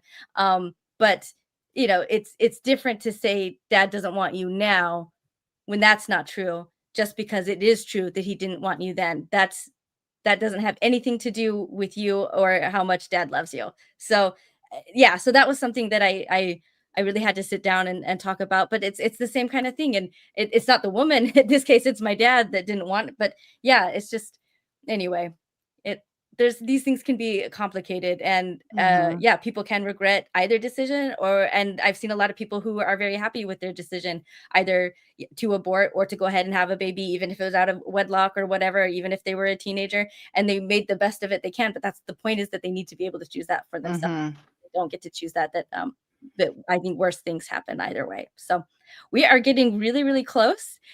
So for those who have stuck around, thank you so much. And we'll be wrapping up here soon. So we're in the final inning, I think. Yeah. When it comes to anything on the societal level, there are no solutions. There are only compromises. This is why I said, like, my opinion on abortion makes everybody mad, because my opinion on abortion rests on compromise. And that's something that almost no one else is willing to do, in my experience. And this is just like a political thing. Like, for example, for decades, I've been annoyed at the whole conversation about homelessness, because on one side, it's they can just pull themselves up. And the other side is, no, society did this to them. Both of these propositions are patently absurd on their face, and yet they are the political platforms in the entire conversation about homelessness. And this is another touchy subject for me, because I live in downtown and I step over human poo every day on the way to work. Anyway. Well, okay, so I think I basically got what I wanted out of the conversation. Obviously, yeah, I feel like it's wrapping up. Jared, we usually go. Hang on, just a second. I've got one thing I really want to put out there while hang on. It's not a challenge. I mean, it's a little bit of a challenge. It's not a challenge. So what I'm saying is that we usually go for about 3 hours. You are welcome to stay as long as you want. You can come as you please, whatever you want. It doesn't matter to me. It did sound like Risto wanted to say one last thing. Yeah, just along the I appreciate you coming on. I appreciate you being gracious, and thank you for letting me. I do not want you to I didn't want you to feel ambushed, so I'm sorry if you did. I did Yeah, feel yeah. ambushed, but I do Okay. hope that I can reach out to you guys in the future to talk more about this and my talking points. Sure. And I hope you'll oblige me. Yeah. I mean, even privately, just to work things out. Maven, Sure. do you drink wine? I don't. I've tried it. I don't Oh, think I'm going to put in the time to acclimate myself No, to no, it. no, don't. If you don't like wine, don't Maybe like I'll wine. just remember right Every day I now. talk to people who want to like wine, and I just want to tell them, like, no, you don't like wine. Just get vodka and Kool-Aid. That's your drink. Okay. And leave me alone. But this is because, and this kind of ties into the whole thing, because this is something that sprang into my mind 20 years ago. And back when, like, if somebody asked me, are you a feminist? And I would have said yes. And I put this to a lot of people. In fact, to set the stage, I was smoking marijuana with my local city councilman in my formerly trained feminist sister's house at a party. And we were sitting around, and there's a thing on my mind because I read the news every day and I follow things and I read all the literature I can on everything in the political world, because I'm autistic, I guess is what they call it. And I realized there's this big contradiction that happens in America, because in America, under the law, if you murder a pregnant woman, you can be charged with 2 murders. It makes sense. And I thought about this, and I put this, and like, to retract Maven, because again, like, I fully admit I'm spicy, but I Me think I too. have my reasons. Same. And part of this is because I came up with this, like, I just thought about it on my own, and then I put. I'm gonna unmute myself first and pause here. I want to say, like, towards the end, and this is kind of why I, as bad as he was earlier in the show, I did actually have a lot of hope towards, and it did end up, I don't know, I was in a more positive frame of mind when it ended. And I think because of this part right here, where he did actually acknowledge his assholery, but in the same way, I guess I could also be called an asshole, and I also call it spiciness. So so I was really feeling some camaraderie there. I genuinely felt that he and I, like, acted more in common, like that we were just both the type of people to be unapologetically who we were. And for that reason, and especially, like, it was kind of being nice right here, I really did think that these guys, like, could be people that I could talk with, um like, bounce ideas and thoughts off of each other. Um, but I mean, like, with Flip, there was a particular, and maybe I can go into it another day. But we had we messaged back and forth on Facebook a little bit, and then there was just this, like, a specific question that he was asking me, and pushing back on every time I answered that, and then it just eventually it always comes down to just a very careless and unempathetic kind of remark. And I just realized, like, I don't, and each one of them on their own have separately done it. So that was just for me and Flip. I lost trust in him at that point, and I no longer believed that he was actually being genuine, as I was feeling at this moment in the video. And I didn't want anything really to do with him anymore. And that's kind of still where I'm at. He wasn't in the chat. I totally thought I have him banned off of everything that I'm doing anything in. So he came in and he said, "Am I still shadow banned?" And I was like, "Well, it shouldn't be a shadow ban." And I banned him. But that's I really don't feel that he's a genuine person. And unfortunately, the same has happened with with Jared and Risto. And Risto was in the chat, and I also thought I'd banned Risto before, and so I let him stay in this time. And yeah, I guess, I don't know. I've been really disappointed with the, and they could probably say the same, and that's fine. I guess I'll just speak for myself. I was really disappointed. I thought better of these guys, I guess, not just from the show, and even after the show, maybe some people might say, like, how could you go through that and actually think that? But I really did think that some dialogue had happened at the time, and right now I don't think that's the case, and I don't think that and if they have been genuine, there's so much other, like, bullshit that I'm getting from them that I'm unable to distinguish it, and I don't see it as my problem really, or my like, my duty to try to sift through so much bullshit to figure out when they're being sincere and real. And so I've just decided, like, if I get a message in through them or from them, I'll give it as much time as I want, but I don't owe them my time. And I do feel like all of them have acted like that. And even Risto, again, in the chat here, was, offering to talk, but also, wanting me to, he says he wants to hear my side, but he never actually asks me about it. He always ends up doing this kind of gatekeeping thing where I don't see you displaying enough that you understood pro-life or that you've ever been pro-life. And it's just kind of like that kind of, we're like, I don't owe it to you to prove my life story to you or my past experience. But yeah, I just, as a woman, I just feel like it's just natural for men to want you to prove why you even get a say in the first place, whereas they just get a say. And Mhm.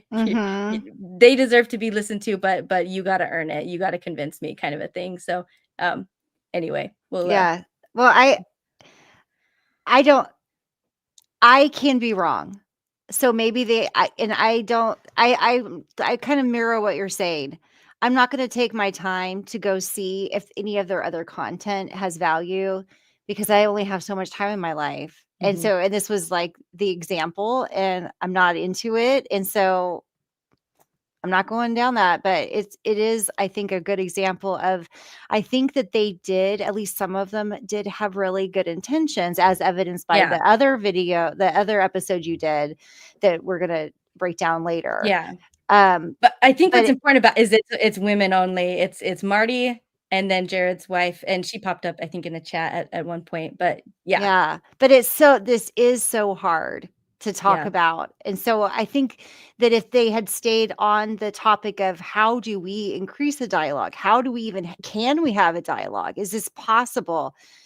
It just demonstrated that it Yeah. is well, I think it is I don't think they possible, could have, but yeah, honestly. yeah, Yeah. they're like, because then they just couldn't resist, especially Flip, of justify your beliefs to me. And you bring Yeah. receipts, and I'm going to say whatever I want that is or isn't true, but you have to bring receipts, you have to justify, and you have to give us grace. Yeah. Right. Right. I feel like a dialogue could have happened. I mean, like, in ways that I didn't try to deny or say that I don't say the things that I know I do. Mhm. So I was very upfront about them. And I also said, but I think I can back them up. And and maybe in a perfect world, I am ready always to back them up and just spit out references and things. But I'm actually very, very bad at that. And so I know what I've learned, but it takes time to go through and dig and find whatever sources it is of the information that you have in your head now. But I think I think I could have done the same for them. Like if they were to say, if they had said like, we think that you're a baby murderer, then I would have, I would have been, I don't know. I just think I could have been the same and just be like, yes, and I do think that that actually does happen with Morgan and Marty's interview. Is Mhm. I am able to say I can understand why you see that and why that's how you're viewing things, and I do have an answer for it. But I think that again, if we're just talking about dialogue and not actually wanting to get into the details, then I would be like more curious. So if they say like you're a baby killer, my initial curiosity and question would be if abortion bans actually, if it's shown that the data it is showing that it's increasing abortions and so more babies are dying, wouldn't that actually make me the better person? Wouldn't it make the pro-abortion ban people actually bigger baby killers than myself? And again, that's, I mean, I guess that is pushing back a little bit, but I would say it out of curiosity and not just like, well, da, Yeah, da, da, da. if it's a moral argument, then let's talk morals and the Right. greater good and really get into that. Yeah. But they Yeah. just in so many cases they just want to be right, and Yeah. they think they are, and that's the end of it. I think they didn't like, the things that I was saying, the traits, the misogyny, the ignorance, the hypocrisy. And I mean, I don't like the things, things that the other side says about me as well. But um, again, if we were having a more rational discussion, I can talk about those perceptions without feeling like personally offended by it, anyway, Because you understand yeah, their viewpoint, because you've had right. their viewpoint. Yeah. and Yeah. you didn't think you were an evil person. Yeah. And maybe that's why, like, they maybe that part of their frustration might be that I didn't ask more questions like that to them, but that would be why, is because I've been pro-life. And I know they don't hear it because I don't use the same language anymore, and I'm not interested, honestly, in using the same language because the language, I mean, it's just not true, and it's propaganda. I wouldn't do it for the church either. Like, if people in the church were like, I need to hear, like, I need to hear in your Same, voice and your yeah, tone, like the exact things that you would have said as a Mormon. When I would rather yeah, say I didn't think I was homophobic, but I was, because that's the truth, and it doesn't sound pleasant, but that, I don't know, I want to deal more with the reality. And yeah, so I'm not interested in, um just the same, like, for homophobia. I yeah. believed that I mean, my dad taught me that homosexuals were degenerates, just like deliberate, god-hating, atheist, immoral, obviously Democrat. you know um Pedophiles. yeah, and Yeah, that, like, they're legitimately dangerous people, that they hate God, that they're like, there's a legitimate agenda to tear down the country and the government of the United States, and basically surrender it all to Satan. Like, it sounds like hyperbole, but that's really not. And, like, that's where I started from. But even then, like, um when I started get a little better, I remember there's a study that's been used and it's still overused by conservatives, showing that the kids of gay parents had had more struggles socially, and there were other kind of factors. So it was kind of used as proof, like, look, yeah, children of gay parents don't do very well. So it's, yeah. again, like, Because of non it's a all of secular the reason. bias. Yeah, Yeah. exactly. And that's what Like, later maybe their studies parents are prove. treated terrible by the community. Yeah. Yeah, but in communities where they weren't, they flourished just as much as kids in heterosexual couples. So, but so that's why, like, if someone were to say, like, I want you to make that argument now and, like, convince me that, you know, I don't know, that you believed it more than, like, you're saying now, again, because I'm using the language that I want to use to talk about it.